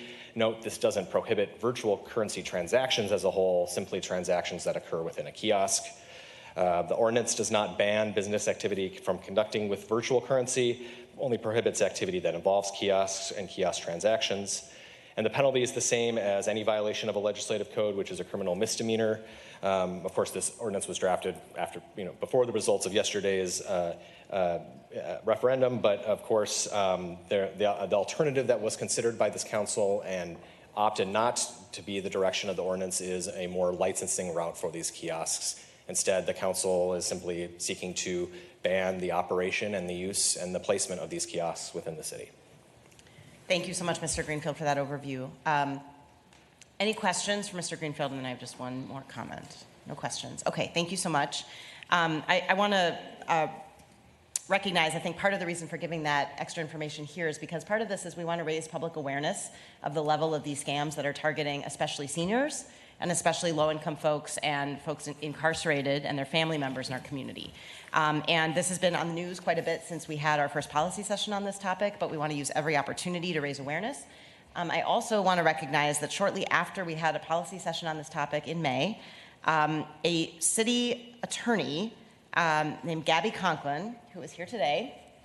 Gabby. We can give her a round of applause, you'll see why. Gabby was a customer at a gas station and actually noticed two elderly victims who appeared to be in distress trying to move $125,000 from their bank account to a fraudster on the telephone by using one of these virtual currency kiosks, of which there are roughly 32 in the city of St. Paul.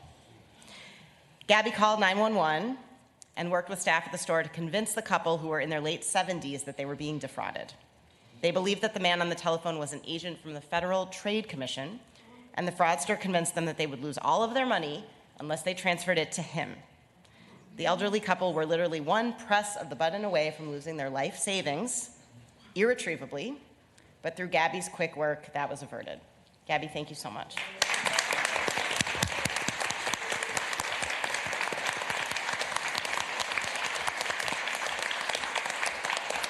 And what we're trying to do today is get these kiosks out of St. Paul so that can't happen ever again. Mr. Greenfield. And I'll note for the record that these statistics are very, very likely an undercount because of the shame and the stigma associated with losing your money, being deceived, especially in communities where there may not be, this might be a very high percentage of their savings. To report that to law enforcement and to attempt to then track it down when they may not have the familiarity with the currency, or this may be their first point of contact with this virtual currency, I think is reaffirmed by all the stories like Gabby's intervention that are shown that the first time that much of our population touches this virtual currency or these kiosks, it's at the point of fraud, of being defrauded, of being extorted, of being a victim of criminal activity.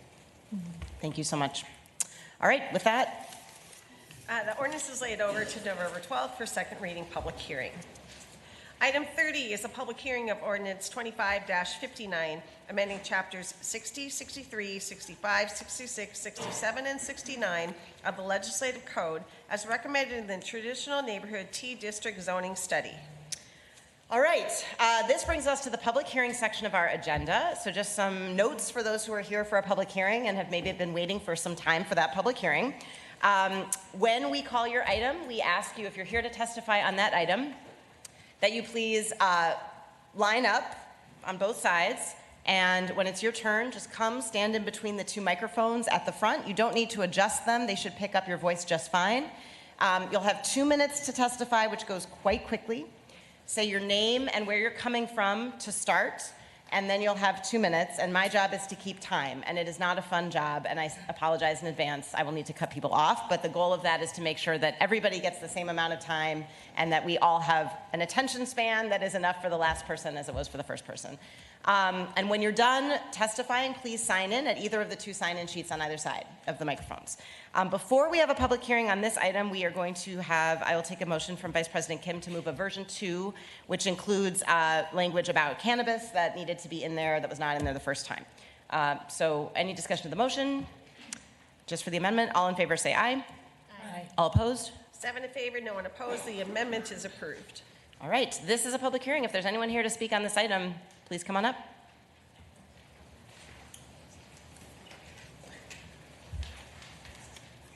Hi, folks.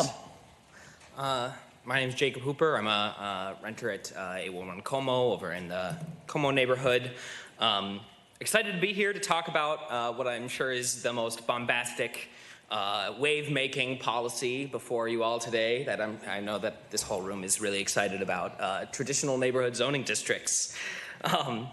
Since coming to the Twin Cities 12 years ago, I've lived in a lot of different neighborhoods, including some of my favorites have been when I lived briefly like 2 blocks away from this little corner grocery, right? And I think it's understated just how much that can have a positive impact on somebody's life, being in walking distance from an amenity like that. I ate healthier, I spent less money on groceries. To be able to like walk just a couple blocks over, grab what you need for the day, and then go home is like has a huge impact on my mental health, right? Right now I live, like I said, in the Como neighborhood, which is an awesome neighborhood in a lot of ways, but sadly it lacks a lot of those little things that make a neighborhood really great. Coffee shops and corner marts and stuff, and that's largely just because even though I'm right in the middle of a lot of like important transit areas, Dale, Como, Front, etc. Pretty much the whole thing is zoned residential housing, which makes it really hard to open a little business, which is part of the big reason why I moved here from the middle of nowhere in Wisconsin, right? One of the businesses is Abogados, right? Which is a great coffee shop. Anybody who hasn't been to Abogados should absolutely go to Abogados. They apparently had to spend like 8-9 months trying to get a conditional use permit just to be able to open that place. That's way too onerous. It's way too difficult. And if you know anything about Spanish, you'll know that Abogados means lawyers. They are business lawyers. And that so is thank time. you very much. Thank you so much. It does go by fast. Come on up, and congratulations on bringing young people to get civically engaged. That's right. Yes, this is the A squad right here. So my name's Cody Fisher. This is Jocelyn, and this is Michaela. And we live in Ward 1. And we're here to enthusiastically support the recommended changes to the T district zoning.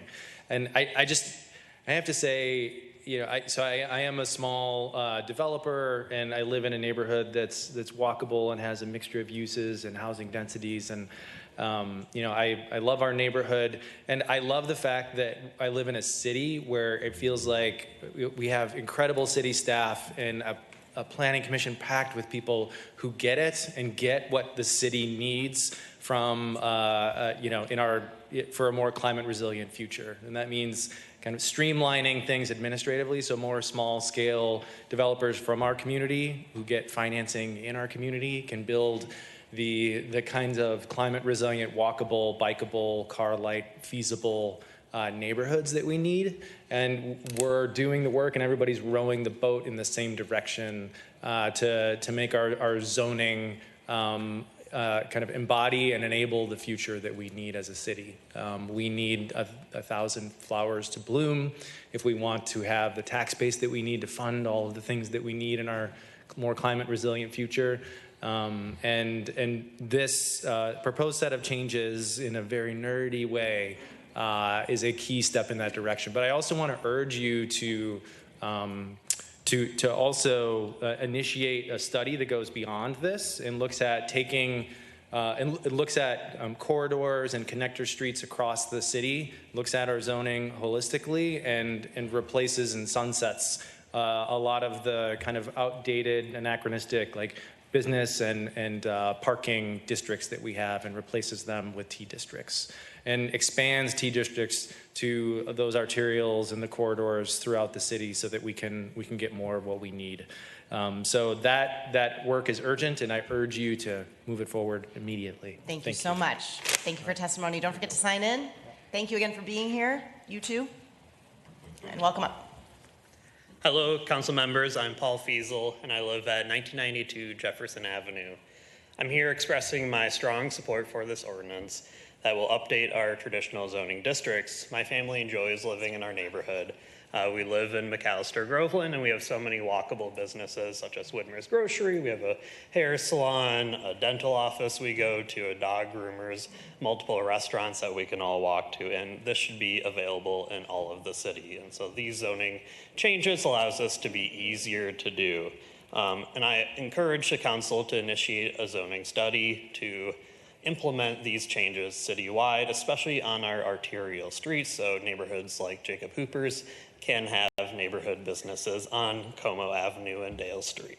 Right now, our arterial streets are a mishmash of zoning districts. If you go up to my section of Grand Avenue near McAllister, you're gonna see RM, HT, B, BC, OS, and VP zone districts. So just a mishmash of these things all put together. It's kind of confusing, and these can be much more simplified to allow flexibility for business owners and redevelopers who want to develop new businesses and buildings and homes in our neighborhoods. And this rigid zoning we have adds difficulty to reusing a property, and rezoning is costly, complicated, takes a long time, and we do see people go through that process to rezone a property, but we should make it so they don't have to do that. And this more flexible zoning, the T districts, reflects how our neighborhoods developed over time.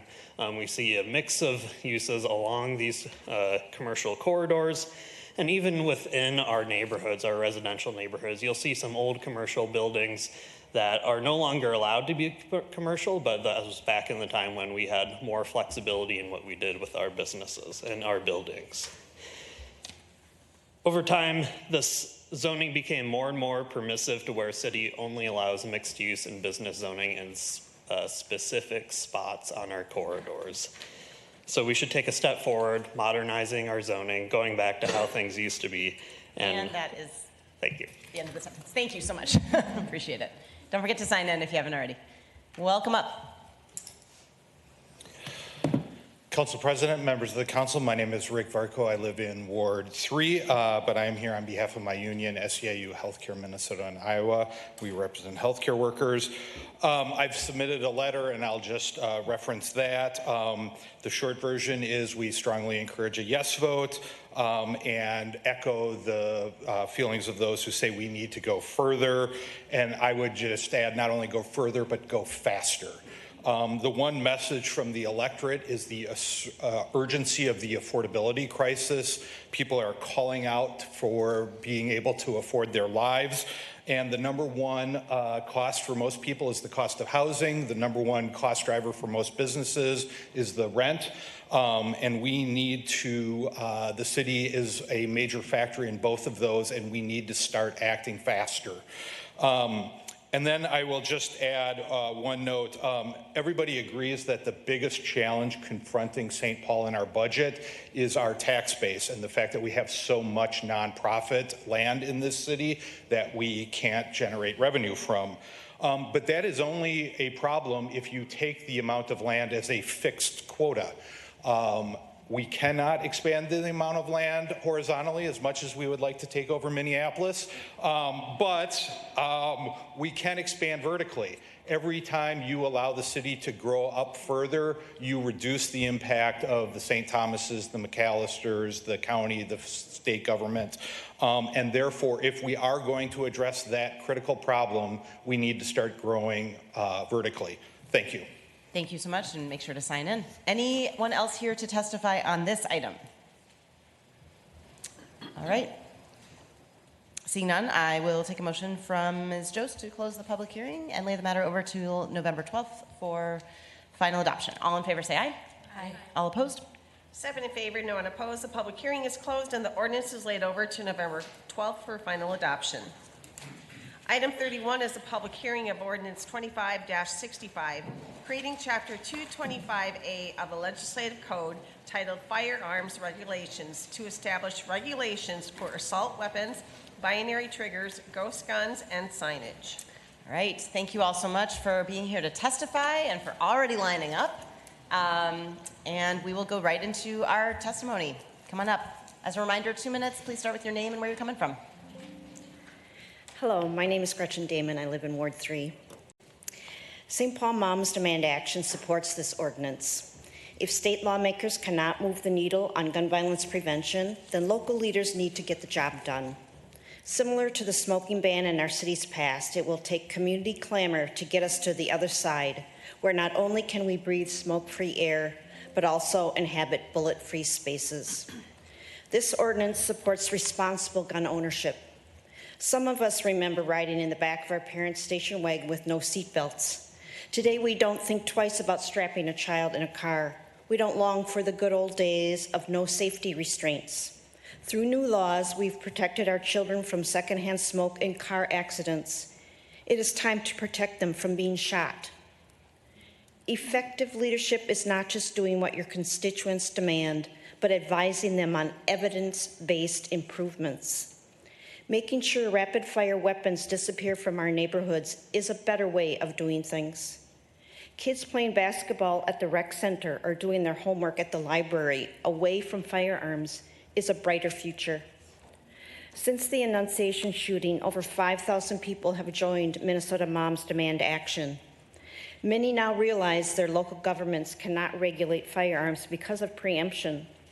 We are in a stranglehold between a 40-year-old statute and a group of intractable state lawmakers paralyzed by ideology. A ridiculous place to be when firearms are the leading cause of death for America's children. Finally, implementing life-saving policies once preemption is lifted is crucial. For opponents who say this is government overreach, we stand with thousands of Minnesotans who have reached their limit, waiting for something to be done. Thank you. Thank you very much. Make sure to sign in.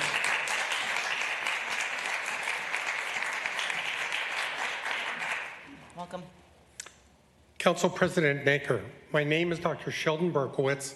I live in Ward 1 and I'm a retired pediatrician and a past president of the Minnesota chapter of the American Academy of Pediatrics. I'm here to speak in support of the proposed gun violence prevention ordinance 2565. While I understand that there are legal hurdles to overcome before this proposed ordinance could be put in place, I believe it is very important for this council and the city to make a clear message that they will do everything they can to prevent further gun violence by banning public possession of assault weapons and large capacity magazines and binary triggers within the city. As a pediatrician, I was shocked by the murder of 26 people at Sandy Hook Elementary School in 2013, and then at Marjorie Stoneman Douglas High School in Parkland, Florida, when 17 people were killed in 2018. And most recently, the murder of 2 children and wounding of many more in the shooting at Annunciation Church and School, just 1.5 miles from where I used to live in South Minneapolis.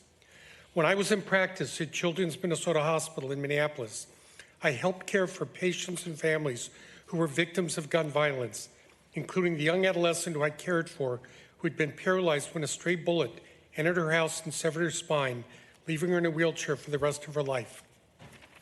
For several years now, firearms have become the leading cause of death for children and young adults in the United States. In states where laws have been passed banning assault-style weapons and high-capacity magazines, they've seen a decrease in mass shooting deaths. Last month, Dr. Tim Coomer, emergency doctor at HCMC, was one of the first doctors on the scene at the Annunciation shootings, testified to the following. At Annunciation, the shooter fired more than 100 rounds with a high-powered rifle. That is why there were so many victims. That is why the injuries were so severe. The type of gun matters. At Annunciation, I cared for a 12-year-old girl who had what looked like a very small graze wound to the top of her head, an abrasion, nothing else. And that is But time. despite that bullet never entering her brain, the energy from the rifle was so powerful it caused severe bleeding to her brain, and she had to have part of her skull removed. Thank you. I'm so sorry to have to stop you there, but we can also accept your testimony in writing. If you want to send that around, we can make copies. Thank you so much for your testimony. Make sure to sign in. Welcome up. Thank you. Hi, my name is Beth Burns. I am here as a resident of Ward 4, having lived in the city of St. Paul for 32 years, and also representing the people who refer to themselves as the Friends of the St. Paul Public Library, more than 12,000 people. We are in support of this ordinance. We are in support of this ordinance because the library opens its doors every single day to be a safe sanctuary for children and families, people who are seeking so many different things and for which the library is uniquely positioned to be a resource for them. This ordinance represents one more element of an investment in public safety and a practical way in which to tell our citizens, you matter. When state law was originally passed and recognized the role of schools, I think we missed an opportunity legislatively to understand that park recreation spaces and libraries similarly need to be a home for children and families free of guns in any form. The Friends of the St. Paul Public Library is very, very strongly in support of this ordinance, and so am I as a resident of the city. Thank you, and make sure to sign in.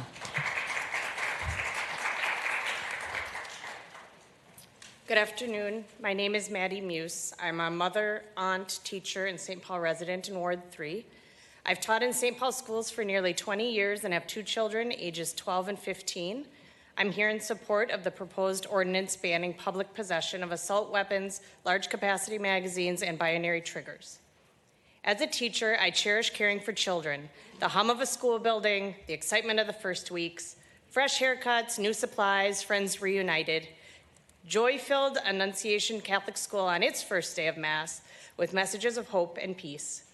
Minutes later, that joy was shattered when an individual armed with an AR-15 fired 120 rounds through stained glass windows. Older students threw themselves over younger children to shield them. Fletcher, age 8, and Harper, age 10, were murdered. 30 others were injured, some severely. This tragedy makes one thing heartbreakingly clear. As long as military-style rifles are allowed in our city, we cannot keep children safe. Locked doors, drills, even friends throwing themselves in harm's way, it's never enough. The absurdity of normalizing active shooter preparation is sobering. When asked if they had practiced for this, listen to Weston, a 10-year-old survivor. We practice it like every month, or I don't know. But yeah, we've never practiced it in the church though. Only in school, so it was way different. Students should not have to learn how to shield themselves from gunfire. Schools are not war zones. Children should not be casualties of our inaction. Teachers and students do not feel safe. We are not safe. On behalf of every family living in fear, I plead with you, do something. Inaction accepts this violence. We are in crisis. Please use your power to protect us from military-grade weapons on our streets. Thank you. Please make sure to sign in if you haven't already. Welcome. Hello, my name is Eli Voss. I'm 13 years old and I go to Capitol Hill Middle School here in St. Paul. I'm here in support of this ordinance. I regularly visit rec centers all over St. Paul like Jimmy Lee, Linwood, and MLK Rec Center. And I'm often at a rec center 5 to 6 days a week to play basketball and socialize with friends. I'm here because I want to ensure that I never have to worry about my safety or anyone else's safety when I'm visiting these rec centers. Rec centers mean so much to me. Whenever I want to exercise or socialize with friends, I have the ability to walk to a variety of rec centers. And for this, I'm so grateful for. And I completely recognize this privilege that comes with living in the city of St. Paul.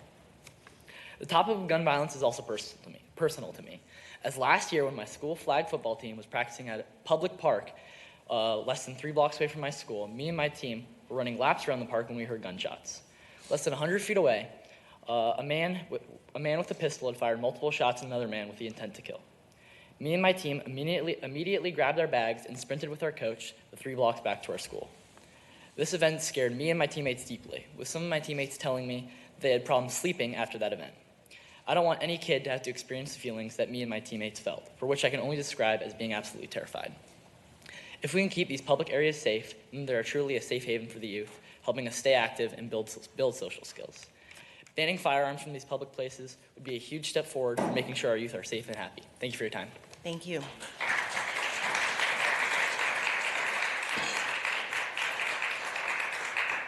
Welcome. Hi.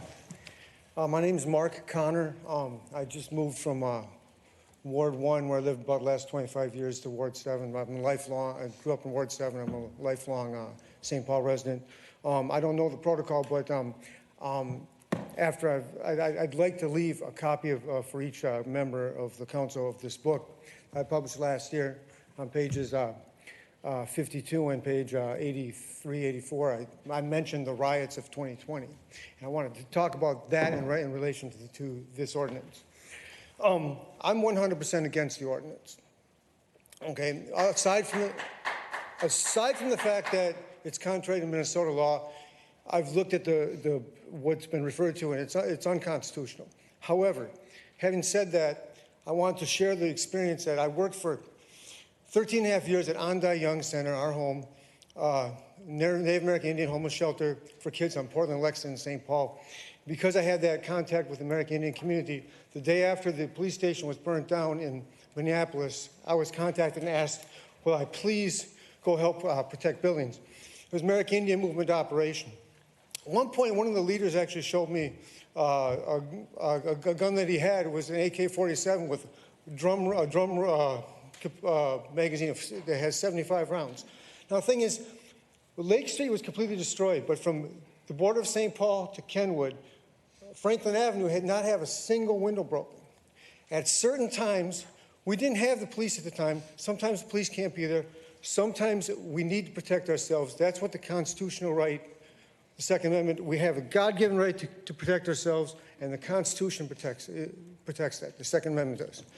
That's my feeling on it, so thank you very much. Thank you very much, and feel free to leave those books for us to review. Thank you. Make sure to sign in. Welcome up. Hi, my name is Ed Lorenz. We live on Lexington Parkway South. I am here today to speak as a member of Veterans for Peace. I served as a medic during the Vietnam War, first in a psychiatric unit that treated soldiers suffering from PTSD. After that, I served as a surgical ward where the wounded were prepared for evacuation. After Vietnam, I studied war and violence and became a professor in a college teaching about issues of violence and conflict. However, I not only have that firsthand experience from war and from teaching, but in 2012, one of my young cousins was a victim of the mass shooting at Sandy Hook Elementary in Connecticut. She, as several others of the 26 student victims, was a special ed kid. We often think of the unique horror that must have engulfed her and kids like her as they died of these horrible wounds.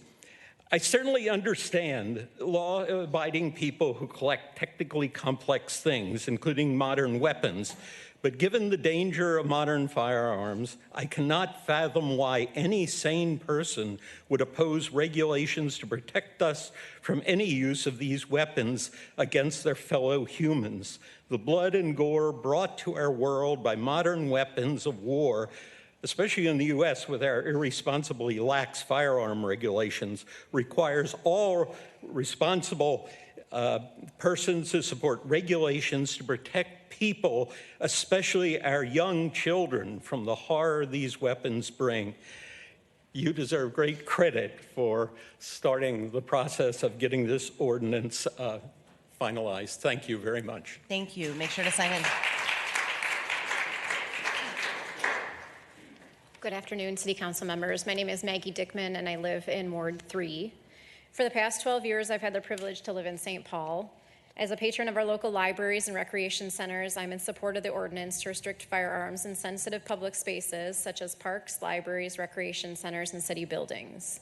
These free local resources have been regular destinations for our family. My children have grown up with our local parks, recreation centers, and libraries as a backdrop. Now that they're 11 and 13 years old, gone are the days when mom and dad took them to the playground for a push on the swings or a climb on the slide. But now Frogtown Rec Center and North End Community Center host volleyball practices. Edgecombe, Linwood, Palace, and Highland are meetup places for our kids to play basketball with buddies at open gym. The kids are on a first-name basis with rec center staff. The library locations each offer their own gems of endearment. When days got hot and our window unit air conditioner was reluctant to keep up, we toddled over to Miriam Park Library for respite and the promise of a quiet, cool place to read. The windows of Rondo Library gave us a front row seat to view trains passing by on the newly opened Green Line light rail. These places are where community building happens and should be safe spaces to gather. Safety is not guaranteed without rules, as we learned last year when our son, like Eli, was practicing flag football with his team at a city park and they witnessed a shooting just a short distance away. Young people should not have to be scared or traumatized when they are simply trying to play a sport they love. The threat of gun violence is real. We need to take these steps to keep our kids safe. I'm hopeful that the passage of this ordinance can be a step in the direction towards securing a safe future for all residents of St. Paul. May it start here and work its way outward to the rest of the state. Thank you for your time and your continued efforts to help keep our community safe. Thank you very much.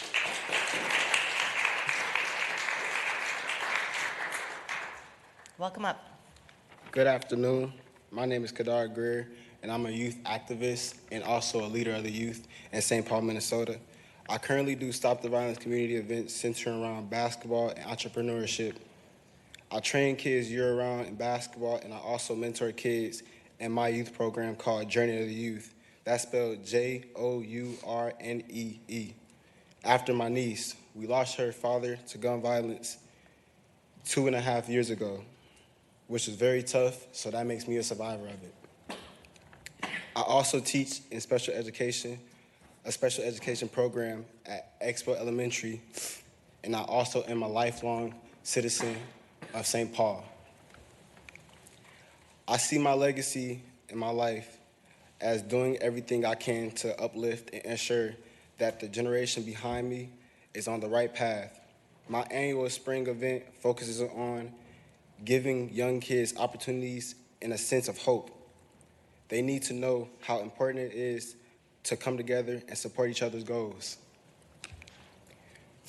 We've hosted these events at Jimmy Lee/JK Movement in the past and trained at different rec centers around the city. It is really hard to maintain that sense of safety, positivity, and growth when I'm also worried about people bringing in guns into the space. It's to the point where I hire security for my spring events. My focus is always on keeping my kids safe. That should be all of our focus, is to keep the kids safe. My other goal is that kids have the proper education and their needs met to be successful, Kids need to feel safe in order to be open. They need to be open in order to learn, whether that's their ABCs, their 1, 2, 3s, goal setting, or how to be a good friend. And that is time. If you want to close there and let us keep the paper with us for your testimony. Thank you so much.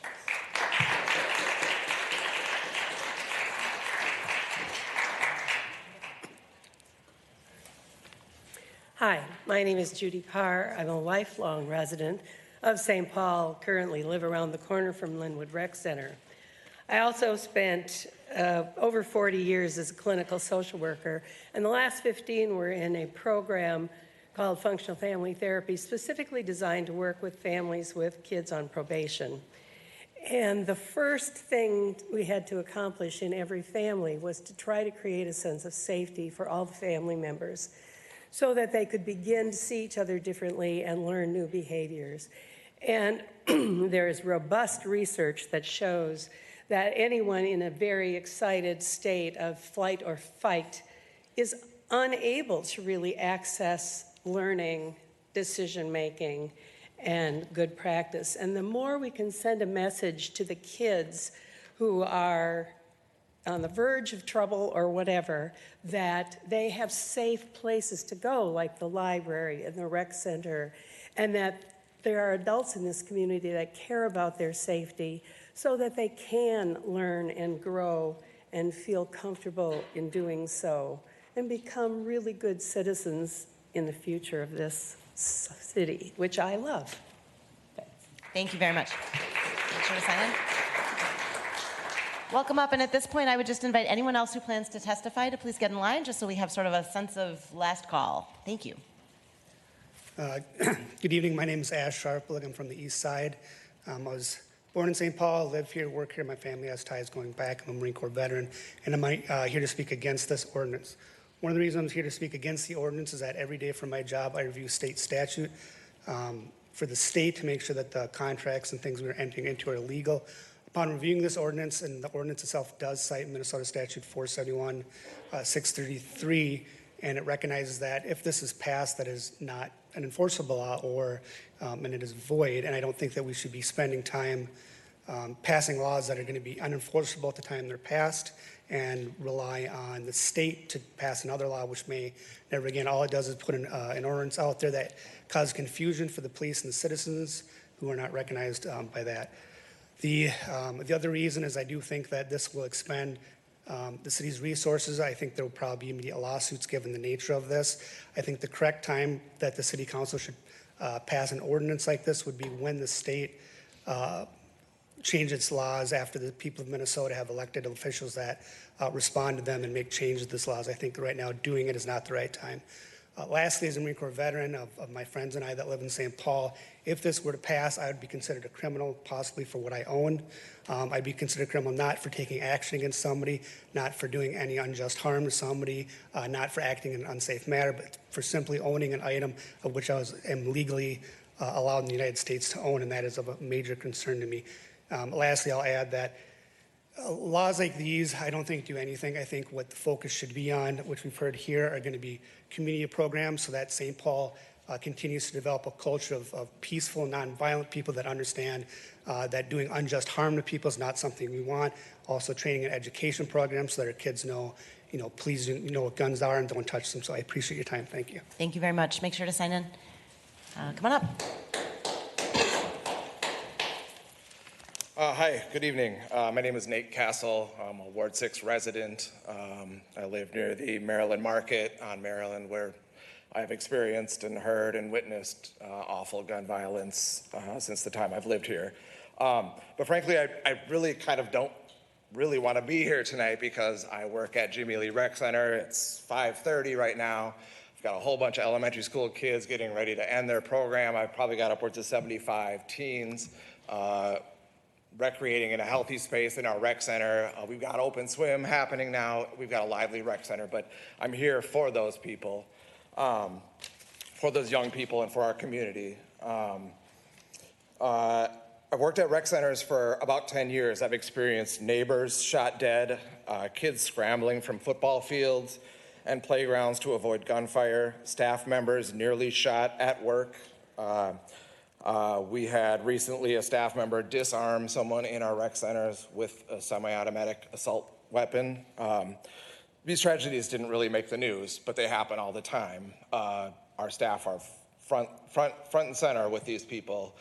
We're making relationships with young people. We're preventing a lot of tragedies, but we shouldn't be. There's not a day that goes by where I am afraid that the worst is going to happen at my job, a rec center where we're supposed to be the most positive, the most playful, the most fun, the most positive place in the city. We know about all the guns that are illegally in our centers. We've seen them, but we also know that the number of those guns is much higher because we don't see them. This idea that these guns are in our centers rests in the back of every staff person's head who cares for our young people at our after-school programs, our teen classes, while teaching young people how to play sports and get along with each other. The political action on gun control should match the will of the people. We're sick of gun violence. We don't want guns in our community spaces. We're I'm sick so of sorry. political I inaction. need you to sort of to wrap Thank up there. you. Thank you very much. Please feel free to leave your comments with us.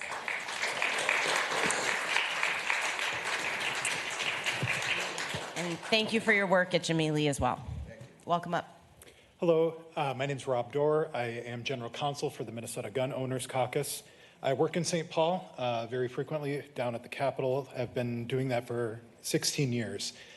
I think it's really important for the public to understand that passing this ordinance doesn't actually change anything. It's on ice until some potential future state action happens. And I think that people need to understand that when we're looking at the downside of this. I've heard a lot about, well, it's not going to be enforced, but that's not what the law says. It doesn't say you can pass an ordinance as long as you don't enforce it. That doesn't comply with state law. If you look at 471.633, it says it's void. The entire ordinance is void, including this on ice provision. There will be a legal challenge if this ordinance passes, and there's a lot of things that the city can do in order to try to mobilize action. You guys can lobby your legislators. You can organize days at the Hill. You can use your bully pulpit to talk about the issues. But the one thing you can't do is pass an ordinance that violates state law. Every dollar spent defending an illegal ordinance in court is a dollar that's taken away from real public safety action, and I would implore you not to do that. Thank you very much, and make sure to sign in. Last testifier on this subject, come on up. Hi, my name is Cornelius Brown. I actually wasn't even planning on speaking, but what propelled me to speak was I'm actually a transplant. So unfortunately, I can't talk about the history of St. Paul. I'm actually from St. Louis. So anybody can Google that and know St. Louis has been one of the murder capitals for my life, and it still is. I'm a proud graduate of St. Thomas Law School, so I'm actually going to echo more side to the folks who have been opposed. Is I actually challenge you all to use your powers to connect with the state, because ultimately it is going to be the legal fight that's going to matter whether or not this ordinance can do whatever it's going to do. It's got to be approved by Minnesota State Legislature ultimately, because you're going to have too many people who came to speak today who are going to cling on to their constitutional rights. And so the great work you all are doing as council folks, I'm assuming that you also have political currency and connections with people on the state legislature. And I would say that we need you all to lean into your friendships, your relationships with them, your political party affiliations with those folks, and say we need to be moving a little bit more fast. Otherwise, we will be here again, and again. But it's going to have to be on that level, as you will have heard from the people here locally. They're already ready for the fight of it and saying what teeth it doesn't have. So if we can jump ahead and go ahead and use the state folks to back you guys up, then we can probably get more things done. And I also work for Parks and Rec, which is a backdrop to this. But please use your pulpits, use your social media, use your personal connections to say, state folks, we need you to back us, because this is what our St. Paul people are asking. Because the fight is going to be in the courts. Thank you for your time. Thank you very much.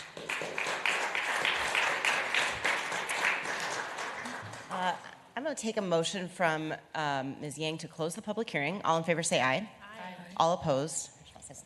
After you say that. 7 in favor, no one opposed. The public hearing is closed. I want to thank everyone very much for coming out to testify tonight. I also want to acknowledge that several of those who testified tonight were sharing things that were particularly traumatic, and I want to thank you for having the courage to be here and sharing those very, very tough experiences with us. I appreciate everyone sticking to the time and sharing disagreement in a very civil manner. We will be considering everything that we've heard tonight. It's always a bit anticlimactic, but as I mentioned at the beginning, we'll be coming back next week to review what we've heard and to finally adopt. So this ordinance is laid over till Yes, the November 12th. ordinance is laid over to November 12th for final adoption. Thank you all again. Item 32 is Resolution Public Hearing 25-208, ratifying the assessment for 4th Howard Area Mill and Overlay constructed as part of the 2024 Mill and Overlay Program. This is a public hearing. Is there anyone here to speak on this item, number 32? Seeing none, I'll take a motion from Ms. Johnson to close the public hearing and approve. All in favor say aye. Aye. All opposed? 7 in favor, no one opposed. The public hearing is closed and the resolution is adopted. Item 33 is Resolution Public Hearing 25-209, ratifying the assessment for Cretan Bayard Area Phase 2 Mill and Overlay constructed as part of the 2024 Mill and Overlay Program. This is a public hearing. Is there anyone here to speak on this item? Seeing none, I'll take a motion from Ms. Jost to close the public hearing and approve. All in favor say aye. Aye. All opposed? 7 in favor, no one opposed. The public hearing is closed and the resolution is adopted. Item 34 is Resolution Public Hearing 25-210, ratifying the assessment for Hatch Park Area Mill and Overlay constructed as part of the 2025 Mill and Overlay Program. This is a public hearing. Is there anyone here to speak on this item? Seeing none, I'll take a motion from Ms. Kim to close the public hearing and approve. All in favor say aye. Aye. All opposed? 7 in favor, no one opposed. The public hearing is closed and the resolution is adopted. Item 35 is Resolution Public Hearing 25-213, ratifying the assessment for Ruth Aliquan Burns to Stillwater Mill and Overlay construction as part of the 2023 Mill and Overlay Program. This is a public hearing. Is there anyone here to speak on this item? Seeing none, I'll take a motion from Ms. Johnson to close the public hearing and approve. All in favor say aye. Aye. All opposed? 7 in favor, no one opposed. The public hearing is closed and the resolution is adopted. Item 36 is Resolution Public Hearing 25-217, final order approving the Grand Snelling parking lot operation and maintenance costs for 2026. This is a public hearing. Is there anyone here to speak on this item? Seeing none, I'll take a motion from Ms. Jost to close the public hearing and approve. All in favor say aye. Aye. All opposed? 7 in favor, no one opposed. The public hearing is closed and the resolution is adopted. Item 37 is Resolution Public Hearing 25-230, establishing the water charges for 2026. And actually, right before we have the public hearing for this item, and we'll also do this for item 39, we will have a staff report from Ms. Baskey. Welcome up. I was going to call you Mr. Kershaw. That would have been awkward.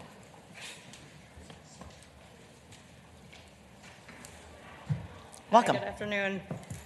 Thank you for having me, Council President and council members and my board members who have worked very hard alongside me over the last few months to prepare our budget. I do not have intent to share a presentation here today, but I do have copies of our budget letter available for you. I think that you have seen a review. We are asking for a significant rate increase this year, not one that we take lightly. We have been prioritizing our affordability work over the last few years to ensure that we're monitoring that very closely. I think the great news for us is that our water rates vary affordably across all metrics within our country, and we're really working to fund our low-income assistance program as we make the investments that we need to make sure that we're replacing much of our infrastructure, which is at its useful life at this point.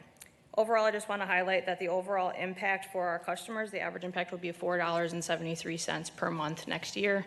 And I also want to highlight that part of that comes from our brand new treatment plant, which hopefully everyone is aware is now fully in operation and meeting and exceeding all standards set for that new plant, as well as the continuation of our lead-free SPRWS program moving into the future. I'll stop there for questions. Thanks so much, Ms. Baskey. Any questions? All right, don't go too far. We might have questions afterwards. And I do want to applaud you and the Water Department for your excellent work. You're right about the water achieving such great metrics for smell, taste, color, everything else. I was in a home in a western suburb, not Minneapolis, another western suburb recently, and they were talking about their hard water and their need for filters, and I said, we have nothing like that in St. Paul. So kudos to you and your team. And thank you also for acknowledging that any increase is a significant increase, especially right now, as we were hearing earlier about affordability. So appreciate you being here to acknowledge that and walk us through why that's necessary. All right, so with that, thank you so much, and we will hold a public hearing on this item. Is there anyone here to speak on this item? If so, come on up. Welcome. Council President and council members, John Purdy, west side of St. Paul, and a water customer. The general manager spoke just a minute ago, and I understand from some communications that during the October 27th Board of Water Commissioners meeting, the general manager indicated to the board that the right-of-way recovery fee continues to be under investigation as to any statutory authority that might exist for allowing this charge against water customers. The search for this authority goes back to 2011 when Springstead, the city's consultants, stated in their report that the city attorney's office was in the process of determining any statutory authority to recover these costs, but it's still not of record with the Water Board. So I respectfully ask the City Council to proceed under Chapter 15.03 of the City Charter, which does provide the lawful right of the Water Board to use any city right-of-way street free of charge other than permit fees, so long as the Water Board restores the surface of the right-of-way. And I have a photo here from yesterday showing them doing exactly that down on Wabasha when they replaced a fire hydrant. Replaced the street, everything's good. So in closing, I just ask the City Council to lay over the adoption of the right-of-way fee until the Water Board receives the authority from the City Attorney's Office, or amend this resolution by not approving the right-of-way recovery fee. What this will do is we'll keep $2 million in the hands of the city's water customers. Thank you. Thank you so much, Mr. Purdy. Make sure to sign in. Ms. Baskey, first of all, anybody else here to speak on this item?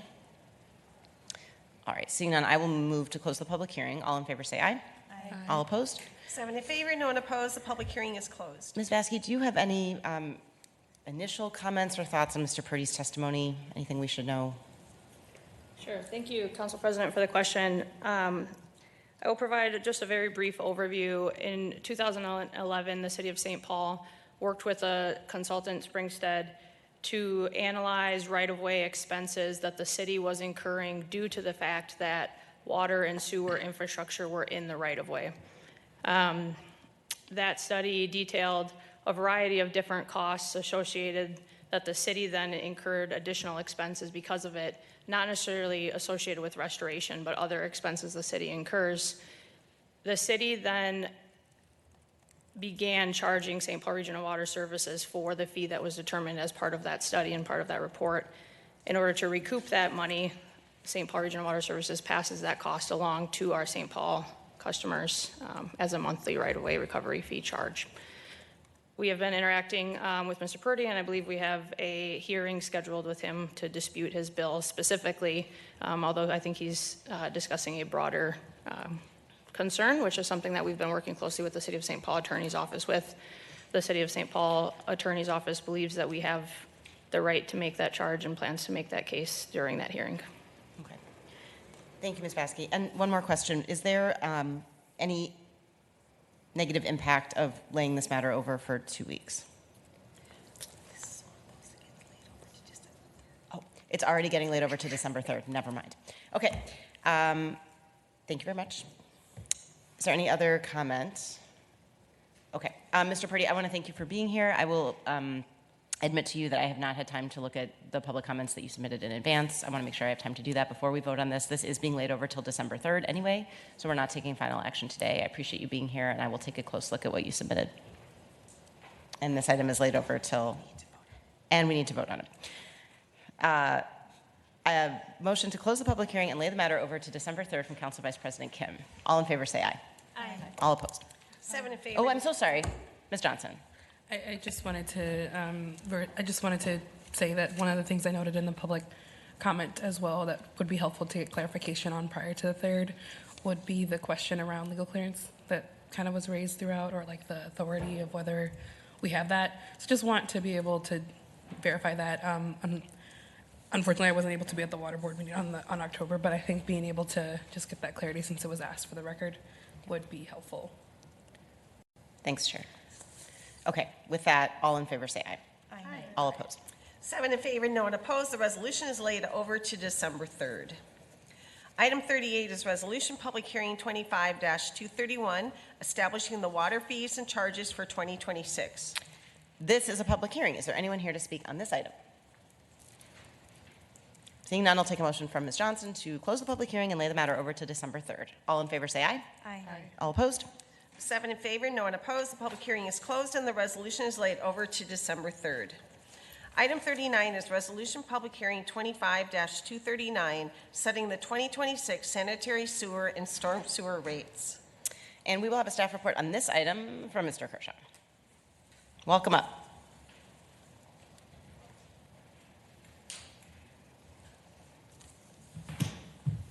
Council President and council members, I'm Sean Kershaw, I'm the Public Works Director. I'll echo what General Manager Vasky said. I love talking about sewers. We're coming in with a big rate increase, which we take really seriously in terms of justifying that. I have a presentation for you, but most of those slides I covered earlier. I'm happy to plug those in. But what we are proposing is a 14% increase for both storm and sanitary rates. It is what we had proposed earlier in our budget conversation. We went through a number of slides about that. A lot of that's due to an increase in fees, wastewater fees from MCES at the Metropolitan Council. We're also losing a big contributor to the fund through West Rock, and we want to stay on top of the maintenance and our debt rating and all the things that we need to do to maintain our credit level for that. What's happened since that time, and I'm happy to answer any questions, is we brought in Ehlers to do a rate study. They looked over all the numbers that we had put together. They looked forward several years for us, and they confirmed that they believe, and we agree with them, that this rate increase is what is appropriate for next year. We'll continue to update that every year going forward, but that is what we're proposing for next year, and I'm happy to answer any questions. Thanks, Mr. Kershaw. Any questions? Do you know offhand the impact on the average household?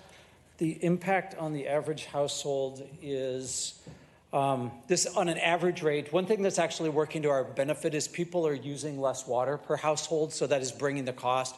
Storm rates, sanitary rates are tied to water usage.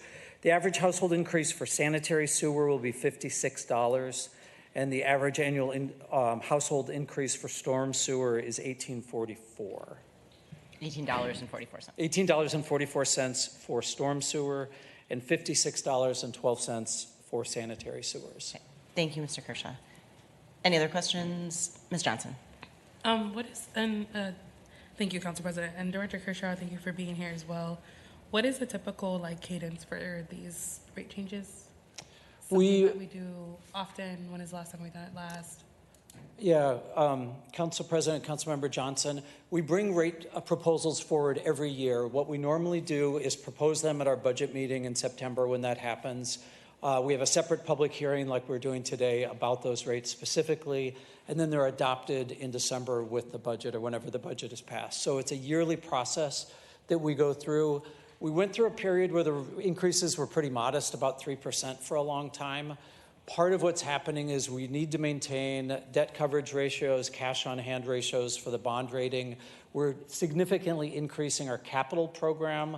which in addition to maintaining what we've built in the past, we've got to build out new, and these immediate increases that are coming from the over 15% fee from MCES and the loss of revenue. So they're done every year. I think this year's was 10%. And we believe that they should begin to moderate over time, but it'll be important every year to look at those and match them with the maintenance needs, the capital needs, and the debt coverage and cash on hand needs. Ms. Johnson. And I guess just as a follow-up, one of the things that I found really helpful about some of the water fee conversations, at least with the water board, is that they showed kind of their trajectory of when they expected that level off. What year was there, what is the year trajectory? How many years is that you're seeing before we get to a leveling? We are looking at probably a few years, and this is it's a public conversation every year of increases of 10% or more. We like to see those go down. We anticipate those going down after that time. Every year we'll review that. We know, more information, more current. One of the things we're also watching very closely as St. Paul Regional Water does is affordability. How do we stack up across the country and on an individual household in St. Paul?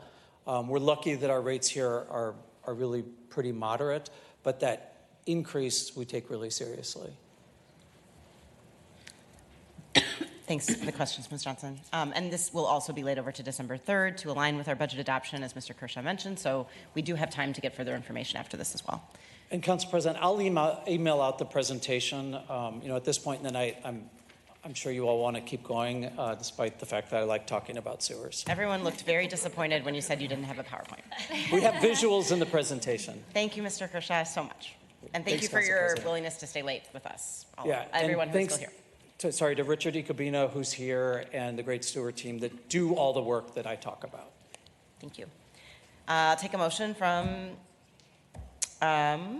Ms. Coleman to close the public hearing. Oh, I'm sorry, we didn't even have a public hearing. We're going to have a public hearing. This is a public hearing. Is there anyone here to speak on this item? It's getting to that time. Welcome back, Mr. Purdy. Thank you, John Purdy. I just want to comment just quickly, insofar as the common sense sales tax. You have all the money coming in, $765 million, to build new streets in the next 20 years. What you haven't recognized is every time you build these streets, you give the opportunity to sewers and to water to replace their pipes. But they don't have 1% coming in. They don't have anything. So they're asking you for these hefty increases on top of what they did say, which is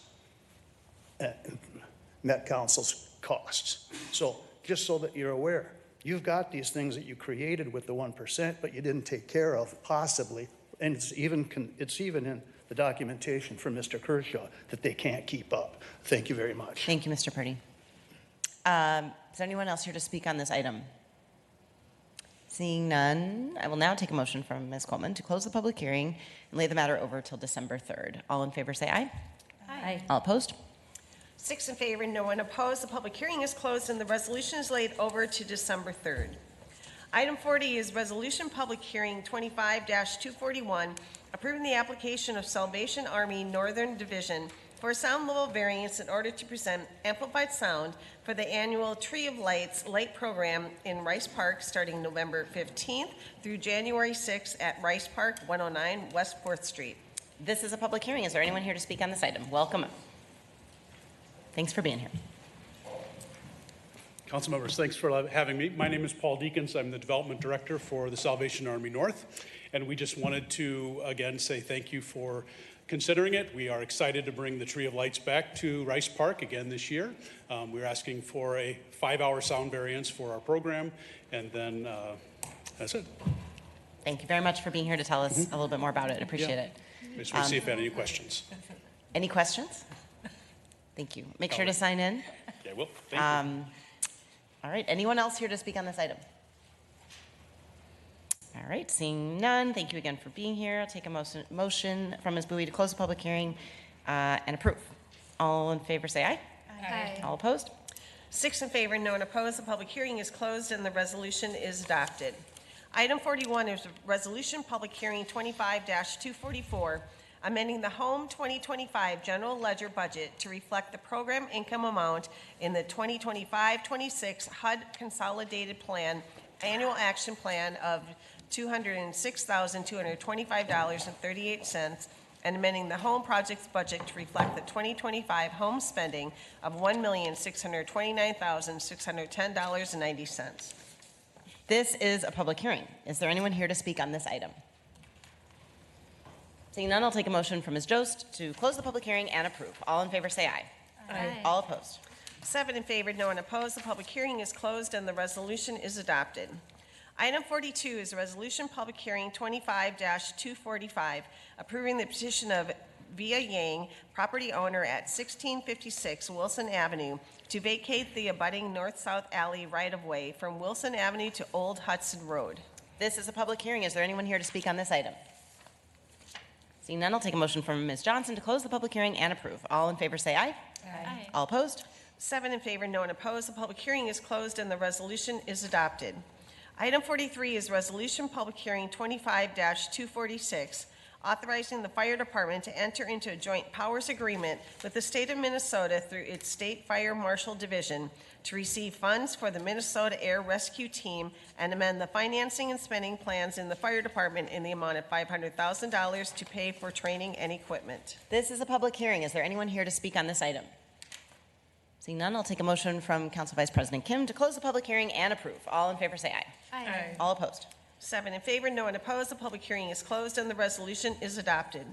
Item 44 is Resolution Public Hearing 25-247, amending the financing and spending plans in the fire department in the amount of $4,500 from the Minneapolis Fire Department. This is a public hearing. Is there anyone here to speak on this item? Seeing none, I'll take a motion from Ms. Yang to close the public hearing and approve. All in favor say aye. Aye. All opposed? 7 in favor, no one opposed. The public hearing is closed and the resolution is adopted. Item 45 is Resolution Public Hearing 25-248, amending the financing and spending plans for the fire department in the amount of $7,014.23 for a reimbursement from Rosenbauer Motors LLC. This is a public hearing. Is there anyone here to speak on this item? Seeing none, I'll take a motion from Ms. Jost to close the public hearing and approve. All in favor say aye. Aye. All opposed? 7 in favor, no one opposed. The public hearing is closed and the resolution is adopted. Item 46 is Resolution Public Hearing 25-249, approving the 325 Commercial Street Final Plat. By the way, if you were here earlier, this is what is referred to as the Sherry Moore Show. This is a public hearing. Is there anyone here to speak on this item? Seeing none, I'll take a motion from Ms. Johnson to close the public hearing and approve. All in favor say aye. Aye. All opposed? 7 in favor, no one opposed. The public hearing is closed and the resolution is adopted. Item 47 is RLH SAO 25-55, appeal of Mark Pupala II to a summary abatement order and vehicle abatement order at 2016 Fremont Avenue. Public hearing was closed on October 15th. Welcome, Ms. Mormont. Council President, Council members, happy Sherry Moore Day in the city of St. Paul. Yes. The council laid this matter over today for two things to happen. One was that there be communication information provided to the property owner about establishing native plantings and what that would involve. And the second thing was to get some photographs of the current conditions there, so there was a measurable starting point, if you will. Those photos are attached to the record. They were taken today midday, and I'm happy to answer any questions. Thanks, Ms. Mormont. Are there any questions? Seeing none, I'll look to Ms. Johnson for a motion. Thank you, and thank you, Ms. Mormont, as well. I did have a chance to review the record and the latest photos from the visit. I do appreciate the Department of Safety Inspections for going back out upon just being able to see the pictures and being able to review the record. I do think this is an example of where additional support and resources for this resident will be really helpful in future years ahead. I don't see any reason, though, at this time to not move forward with the recommendation of the hearing officer. So that is my motion for today. So the motion on the table is for the recommendation of the legislative hearing officer. Any discussion of that motion? See none. All in favor say aye. Aye. All opposed? 7 in favor, no one opposed. The resolution is adopted. Legislative hearing consent agenda items 48 through 50 are before you for your consideration. Is there anything for separate consideration, Ms. Mormont? Yes, Council President, I'm afraid I don't have the number. It's 499 South Snelling. It's order to remove.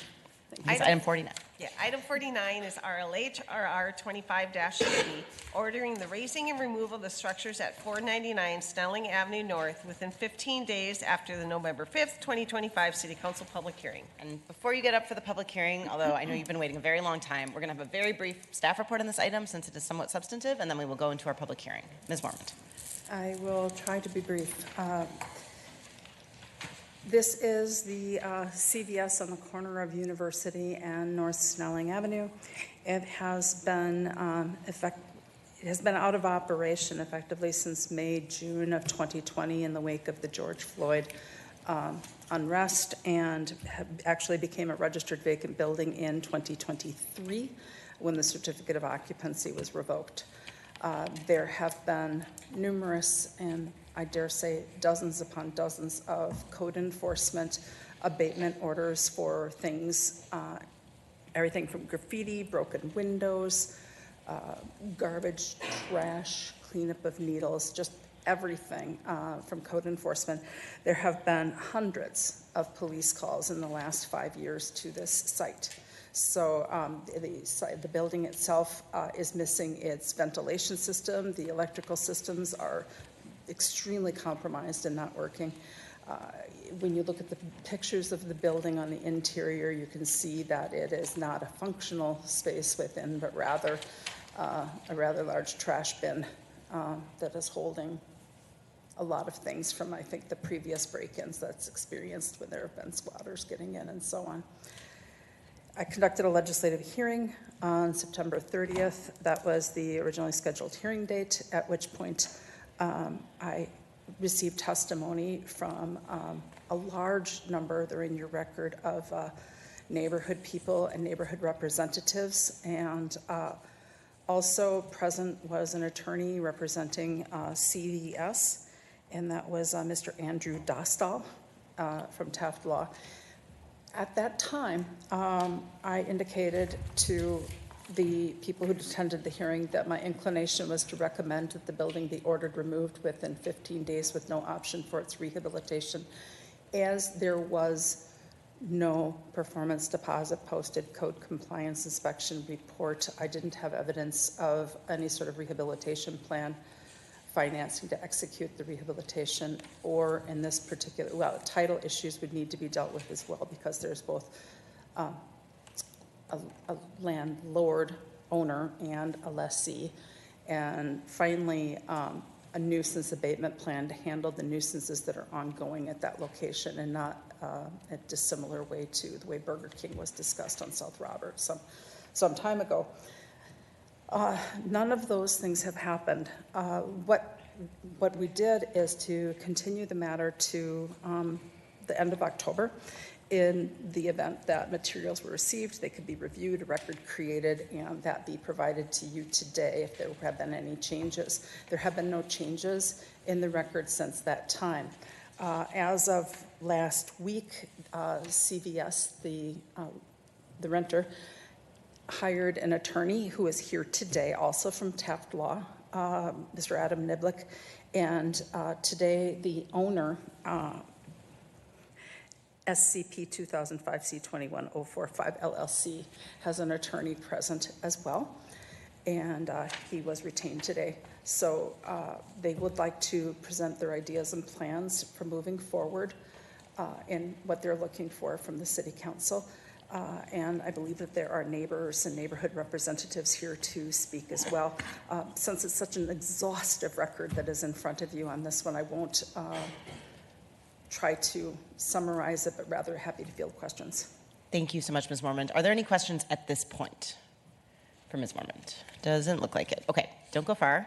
We're going to open up the public hearing, and we're going to invite the legislative hearings are a little bit different from our other public hearings. We first invite those who represent the appellants or the subject property in question to come up, and they have 5 minutes total to speak. So would invite you both to split your time accordingly. Welcome up. And then we'll have public testimony for 2 minutes each. Welcome. Council President, council members, my name is Adam Niblick. I'm with the law firm of Taft, Minneapolis, and I'm here presenting on behalf of CVS. By way of additional background for Ms. Mormon, CVS is the tenant under a commercial lease, and that lease is set to expire January 31st of 2031. I think everyone can agree that the property is not currently being used in its highest and best use.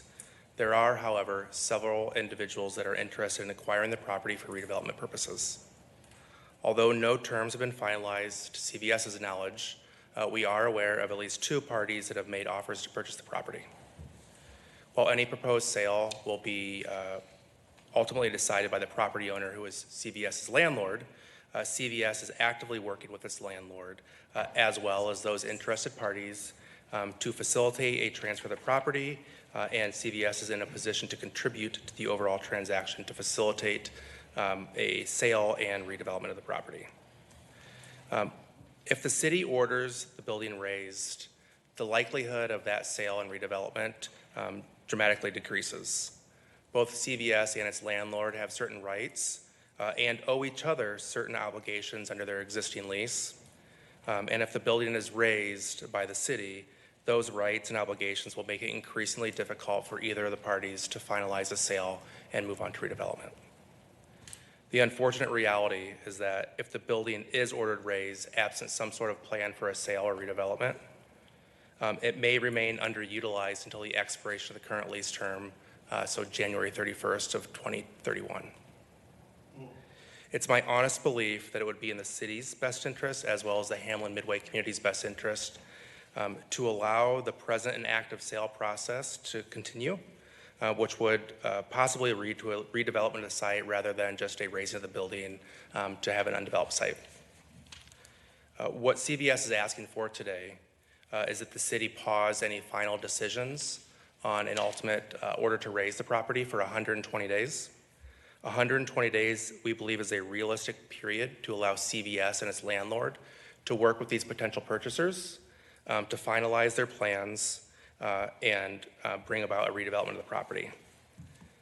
Simply put, delaying the decision to order the building raised will allow CVS and its property owner to work on a long-term solution for the site rather than an immediate solution. And that long-term solution may very well disappear if the property is raised by the city. If the pause is granted, it is possible that the city will indeed receive applications for demolition, and the building may be raised without further action of this council altogether. Since CVS has received notices from the city, it's taken a couple of actions. Specifically, it has increased its attention to the property by way of increased property maintenance services and security monitoring. They've increased the number of visits that are going out to the property and increased the number of services they are requesting to take care of those litter and vacancy problems. Just a note, Mr. Niblick, we have 1 minute and 46 seconds left for both of you. Round and home. Okay. Moreover, CVS is willing to continue those increased services and will affirmatively commit to the 4 following items if a pause is granted. First, it's willing to remove the existing dumpster corral, which I believe is a problem element of the property. It's willing to paint the building and structure a dark color with graffiti-resistant paint and coating. It's willing to replace certain railings in the back of the structure that I believe are causing some of the nuisance conditions that the city has reported. And it's willing to remove the plywood shutters that are on the property and replace them with metal shutters in direct response to some of the concerns the city has raised. All this will take place until the property is ultimately sold or otherwise raised. I am very grateful for the opportunity to present today. I will stand for any questions if there are any. Thanks, Mr. Niblick. Let's stop the clock. Any questions for Mr. Niblick? Don't go far. We might have them later. Thank you very much. Make sure to sign in. Welcome up. You have 55 seconds. Council President, members of the council, my name is David Schenko, and I'm an attorney from Levander, Gillen, and Miller in Egan. We represent the landowner SCP 2005 C21045 LLC, and we concur with the comments made by the tenant, CVS, and we believe that our interests and the interests of the city and CVS are all aligned, And we believe that 120 days, it would be sufficient time for us to continue negotiations with potential buyers of the property and allow for the redevelopment of the land. And I'll stand for any questions. Thank you very much. You took up almost part of the time with the name, so I was amazed that you made it. That was very good. Thank you. Make sure to sign in. Any questions before we hold the public hearing? We may have more questions after the public hearing. Doesn't look like any now. Or continue the public hearing. All right. With that, we will now hear testimony from those who are not the subject property. Again, we'll have 2 minutes per person. Please line up so we get a sense of how many folks we have coming. And start by saying your name and where you're coming from. Welcome up, sir. You can sign in after you're done testifying. Sign in later? Yeah, thank you. Oops. Forgot my little speech. My name is Jerry Ratliff. I live in Ward 4. I've been there 46 years, which is even longer than Sherry has worked here, it sounds like. But I just typed up this little speech. For several years, I've seen no evidence that there's a plan for this property. Years. My suggestion will improve safety and improve the look of CVS. I believe that CVS has not been found to be structurally unstable, although it sounds like there's a lot of other things that are a mess. My goal here with my suggestion is to improve not only safety, but the look of the intersection for my community. One possible temporary solution so the building looks better, has more traffic, and crime is reduced as soon as possible is, and I have like 5 parts to it, open another police substation in CVS like we have had in the past in the Midway Shopping Center, and or offer this small space to the MTC for fare checkers as a break room, and or hire 2 or 3 full-time police officers to include CVS, the LRT platforms in the area around the Kimball Court area, as we are short 67 officers at the last I heard in December. And or that we could put a trailer cop camera during the remodeling process in the parking lot, and finally remove that ugly plywood and replace it with vacant storefront photos like we have in Harmar Mall, Rosedale Mall, so the property looks nice with windows lit. Funding, maybe use the money you get for fencing and boarding, or maybe some of the Kimball Court grant money that they just got. Our neighborhood has expressed frustration over we've had 300, 400 people asking the city to do something, to have a plan. We have over 20 vacant lots and businesses in our community, and crime is a big factor for the past 7 years, not 46. You will alienate our community. That is time, so I'm going to have to ask you to say your last sentence. Okay, I have 1 sentence then. I would strongly suggest you survey businesses and residents of Hamlin Midway neighborhood about bulldozing CVS without an immediate replacement in hand. Thanks. Thank you very much. And feel free to submit your comments for the record if you want us to read the rest. Also, I just want to note we have many, many, many comments on the record for our perusal, some of which my colleagues are looking at now on their computers. So I just want folks to know that all of that public record is part of our review. And I know that it can't all be said in 2 minutes at the dais. Come on up. Council President, Council members, my name is Carter Bell. I am a Ward 4 and Hamlin Midway resident and a renter living just about a block south of this building. I've seen how bad a shape it's been in for the past 3 years. It's pretty rough. I go past it every day. And I support this resolution because of how much it has degraded the neighborhood. And, you know, the property owners just came up talking about how they have had a plan. I would like to echo the comments of who came before me. In the fact that they have not indicated anything for 3 years. They have been doing nothing for our community for 3 years, and I don't trust them to do anything now, especially when they only came here just because this resolution is being considered. Rather, I would support the resolution to abate the property, but I would support not just the resolution to abate the property, but something more than that, because this abatement would turn this property into an empty lot, still owned by the property owners who I do not trust to do anything for the Hamlin Midway community. We've seen a lot of lots like this around Allianz Field, and frankly, they've been sitting vacant for years, and they're doing nothing for the community.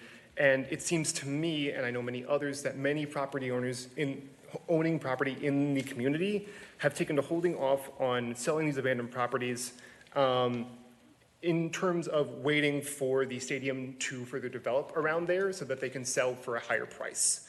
And this makes the community suffer from lack of services. Notably, the Cub just closed and is now abandoned, meaning there's less access to groceries.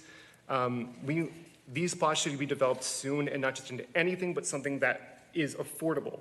That means not unaffordable housing, not a hotel, not something that would further gentrify the community and push our rents up. I would urge you to get these properties to local buyers who will contribute to the community by developing, say, a community clinic, a place to buy affordable groceries, something to assist our unhoused neighbors. Don't let developers price us out, especially when they're outside our community. Thank you. Thank you very much. Perfectly timed. Make sure to sign in. Welcome up. Can you sign in? Oh, yeah, make sure to sign in. Don't all jump at once. Hey, St. Paul City Council, my name is Pete McCauley. I live in the Hammond Midway neighborhood, Ward 4, and I am also the vice president of the Midway Investment Cooperative, which is associated with the Hammond Midway Coalition. So I'm here to speak on behalf of the cooperative and our membership, and as well I'd like to at least propose that I could be speaking on behalf of our neighbors and members of the Hammond Midway Coalition as well. We as a cooperative, we have a membership of almost 100 people who are interested in investing their own personal money in improving properties in the Hammond Midway neighborhood, and especially towards the idea of promoting local ownership of property and maintaining local ownership of property that exists.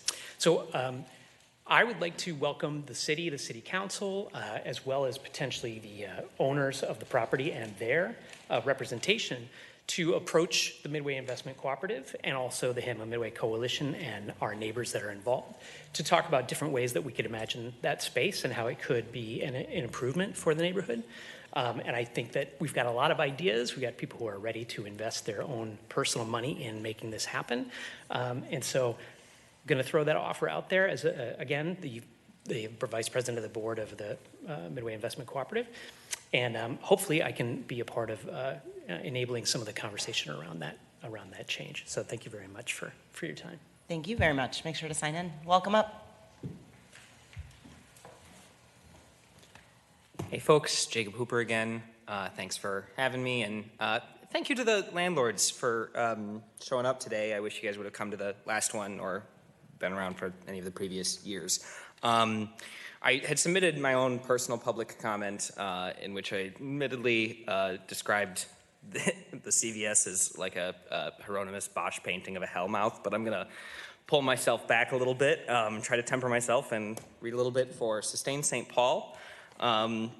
It is disappointing, though not entirely surprising, that the situation at 499 Snelling has come to the point of demolition. Demolition of buildings is not a desired outcome, obviously, for a city that is struggling with the burden of rising property taxes. However, it feels unavoidable. Current situation is unacceptable for any part of St. Paul, much less one of the most critical intersections of the city. CVS having pulled back and the owner of the property neglectful and indifferent, the site seems to have fallen into a disrepair that the city does not have the necessary tools to address.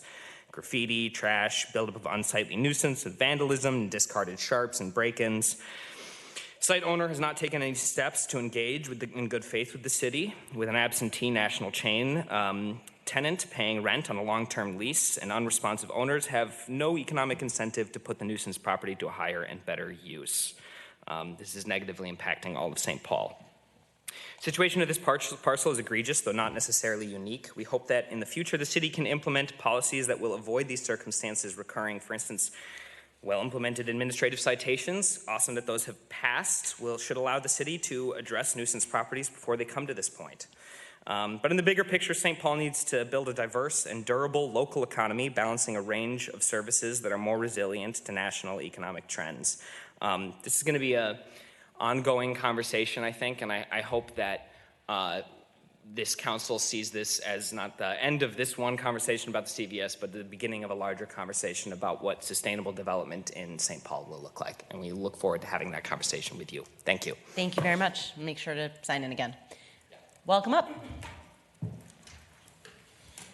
Hi, my name is Lisa Nelson. I'm a Ward 4 resident, and I live just a couple of blocks away from the CVS. But right now I'm here representing Hammond Midway Coalition, where I'm the interim executive director. And I just want to speak to really the harm and cost that has been incurred by the neighborhood by having this empty building for so long. I know just the neighborhood organizations have spent a lot of time and staff time and therefore money just dealing with all of the complaints and helping people figure out how to make complaints. Businesses in the area have lost tenants because of the unsightliness of the CVS building. We've done a lot of community engagement and received hundreds of items of feedback from neighbors, which were almost unanimously in favor of demolishing the building. And our neighborhood has dealt with also empty lots being not cared for. But even having lived with promises of potential redevelopment and instead having empty lots full of trash, the neighbors are asking for an empty lot and then asking you to not let it fill with trash. And I do hope that administrative citations and more work on dealing with vacant buildings and kind of promoting development rather than just kind of holding on to these parcels for speculation is something that the council can work on soon. And it's a really important intersection in St. Paul. It's really important to Hamlin Midway, to Union Park, really to everyone in St. Paul, and it should be better. And the empty CVS just isn't going to do anything. It has only hurt the neighborhood. And so Hamlin Midway is in favor of the building itself being demolished. Thank you very much. Make sure to sign in. Welcome up. And at this point, I would just say if anyone else is here to testify on this issue, please line up now just so we know you're here. Council President, excuse me, Council President, Council members, Ms. Moore. My name is Mike Hom. I am a resident of Ward 5. And for the past 2.5 years, I've been a project advisor to the United Village project. I'm here testifying in favor of the enforcement action and the removal of the building. For the past 2.5 years, I've been working with community, including the Midway Chamber of Commerce, the local district councils, to advance the development initiatives at this location. It's been very challenging to leverage investment of any kind and partnership at this location. I would say one of the biggest complaints or challenges that I've answered in this room and in community is, why is it taking so long to do your project? In the 2.5 years that I've been working on the project, this is what we've gotten done.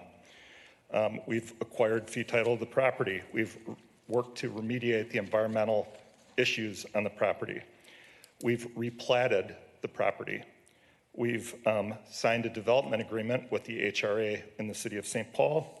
We've entered 2 POPS agreements with the St. Paul Parks and Recreation Department and built 2 privately owned public spaces. We've acquired financing to enact our development plans. That is for a project that is moving too slow. And yes, we've also removed 2 buildings from the site. The property in question at the most traveled intersection in the city of St. Paul has been a blight for 2.5 years. It's been too long. It needs to go. Thank you. Thank you very much. Make sure to sign in. And you might want to stick around through the end of good news today. With that, is there anybody else here for public hearing? Seeing none, I'll take a motion from Ms. Coleman to close the public hearing. All in favor say aye. Aye. All opposed? 7 in favor, no one opposed. The public hearing is closed. Ms. Coleman. Thank you, Council President. Thank you, Ms. Mormond. I would like to make a motion to approve Ms. Mormond's recommendation to order the raising and removal of the structure at 499 Snelling Avenue North within 15 days after today's meeting. If the property owner fails to do it within that period of time, the city can and must. The record leaves no doubt that this is a nuisance property. The police log available in the record shows well over 600 visits to the site in the over 5 years since CVS effectively stopped operating, nearly 400 of which have occurred in the 3 years since the building's certificate of occupancy was revoked. There are, at minimum, 10 summary abatement notices that have been issued for the property, along with, at minimum, 13 work orders. The Hamlin Midway Coalition, thank you, Lisa, for being here today, in their letter described the myriad ways in which the site is a threat to public health. Quote, trash and debris constantly piling up, thousands of discarded sharps and foils, vandalism, broken windows, break-ins, graffiti, and stripped-out infrastructure. The Union Park District Council writes that, quote, This property represents a burden and tax on its neighbors by encouraging increased crime, general business malaise, lower customer traffic, and reduced property values. Dozens of residents have taken the time to write, call, or testify in person, even in some instances sitting through a 3-hour city council meeting, to be here to share the toll that this property has taken on community pride, economic development, and the sense of safety that every member of our community deserves. Now, at the 11th hour, CVS claims that they have inklings of a plan for this property. This was not communicated to the city in the course of multiple legislative hearings, of which CVS had considerable notice. There is even now no documentation of the possible buyers for the building and no dates, timelines, or business proposals being made for the city's review. In short, there is no evidence that this is anything other than a final Hail Mary attempt to keep this building standing in our neighborhood. For a party with CVS's financial resources and legal sophistication to treat our city processes with this level of disregard does nothing to suggest to me that they are a good faith actor working in earnest to address this nuisance property. The damage this property has been allowed to cause to our community is considerable, and it is unacceptable. CVS has done nothing about it for years. The clock has run out. The record shows that our neighbors have big dreams for what might come next at this location, and I deeply appreciate the time that people have taken to write to express their hopes for our community. However, I want to be clear that the action we are considering today does not immediately open the doors to those opportunities. The city is not taking ownership of this property, and we will not have legal grounds to determine what comes next. This action is about eliminating the active threat to our community that is posed by this nuisance property. It is a necessary step to ensuring that our neighborhood is safe, vibrant, and welcoming, and I strongly support approving the legislative hearing officer's recommendation. Thank you, Ms. Coleman. I will be supporting your motion, and I appreciate the eloquent, thoughtful way that you phrased it, as well as your passion for the community and for protecting it. Thank you. Other comments? Seeing none, the motion is to approve legislative hearing officer's recommendation for removal within 15 days. All in favor say aye. Aye. All opposed? 7 in favor, no one opposed. The resolution is adopted. Ms. Moorman, is there anything else to come before us for separate consideration? I don't believe anyone else is here to testify on a legislative hearing item. Thank you. We will hold a public hearing now on the remaining items, which are items 48 and 50. If you're here to testify on items 48 or 50, now is your public hearing. Please come up. Seeing none, I'll take a motion from Ms. Johnson to close the public hearings and adopt the items with the emendations of the legislative hearing officer. All in favor say aye. Aye. All opposed? 7 in favor, no one opposed. The public hearings are closed and the consent agenda is adopted as amended. That brings us to the end of our agenda. I know it's been a long one. We do have time for good news from around the table. Is there any good news to share? No good news. There is some good news from OTC, which is strange. Hi, I'm Sherry Moore. I'm the Deputy City Clerk for the City of St. Paul, and I've worked for the city for 15 years. The Citizen Service Office consists of 4 divisions. We have Code Enforcement, Marketing and Promotions, Information and Complaint, and City Clerk Records. I'm the Deputy City Clerk, and so I'm in the City Clerk Division, and I have a wide range of duties that I perform. The main thing is probably that we're the official record keeper for the City Council. We keep a lot of our records in our research library here in the office. So I can go to old council proceeding books that go back to the 1800s. We have other documents on microfilm, and then we have books that were written in that we can go through and search for information. When the City Council approves a new ordinance, before it actually goes into effect, it has to come down to our office, and then we make sure that it gets published. All of our publications that are required by state law to be published in a newspaper are also published on our website. And you can go to that by going to our homepage and clicking on the official publications icon. A typical day for me can depend on what's happening around me and what's happening in the city. For example, if the City Council is dealing with a contentious item, such as the Ide Mill Road opening, that can affect my day as far as how many phone calls I get.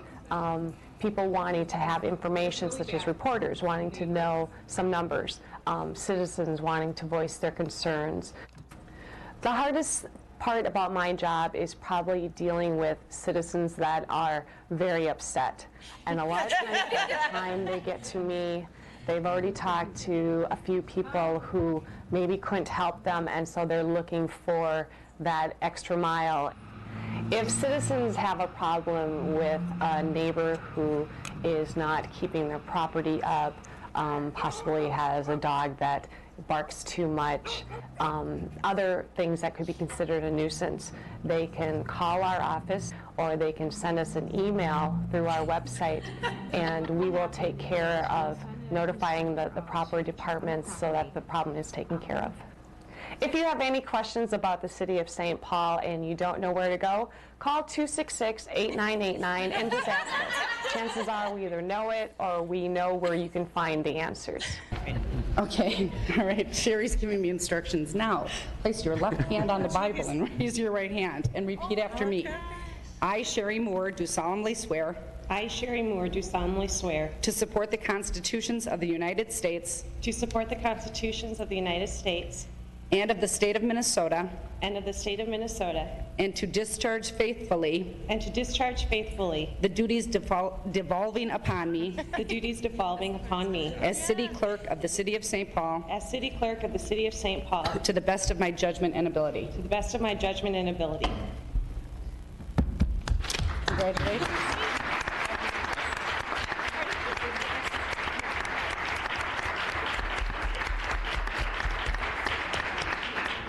And I think OTC has one more piece of good news. Hey, what's up? Dante Culpepper here. And this message is for my girl, Sherry. All right, Sherry, first, congratulations for your retiring after 38 years at the city of St. Paul. Man, I love to see it, man. That's awesome. That is absolutely awesome. Kudos to you. You work for 49 council members and 6 mayors. That's what's up. All right. Hey, man, I see you funny, you calm, always got the answer. You just seem like a top-notch person, and you're a huge Viking fan. Hey, and the cardboard cutouts, that's not too shabby either. I love to see it. All right, but honestly, congratulations to you, and I hope you have a wonderful, wonderful retirement. All right, enjoy yourself. You've earned it. Peace. Oh, my.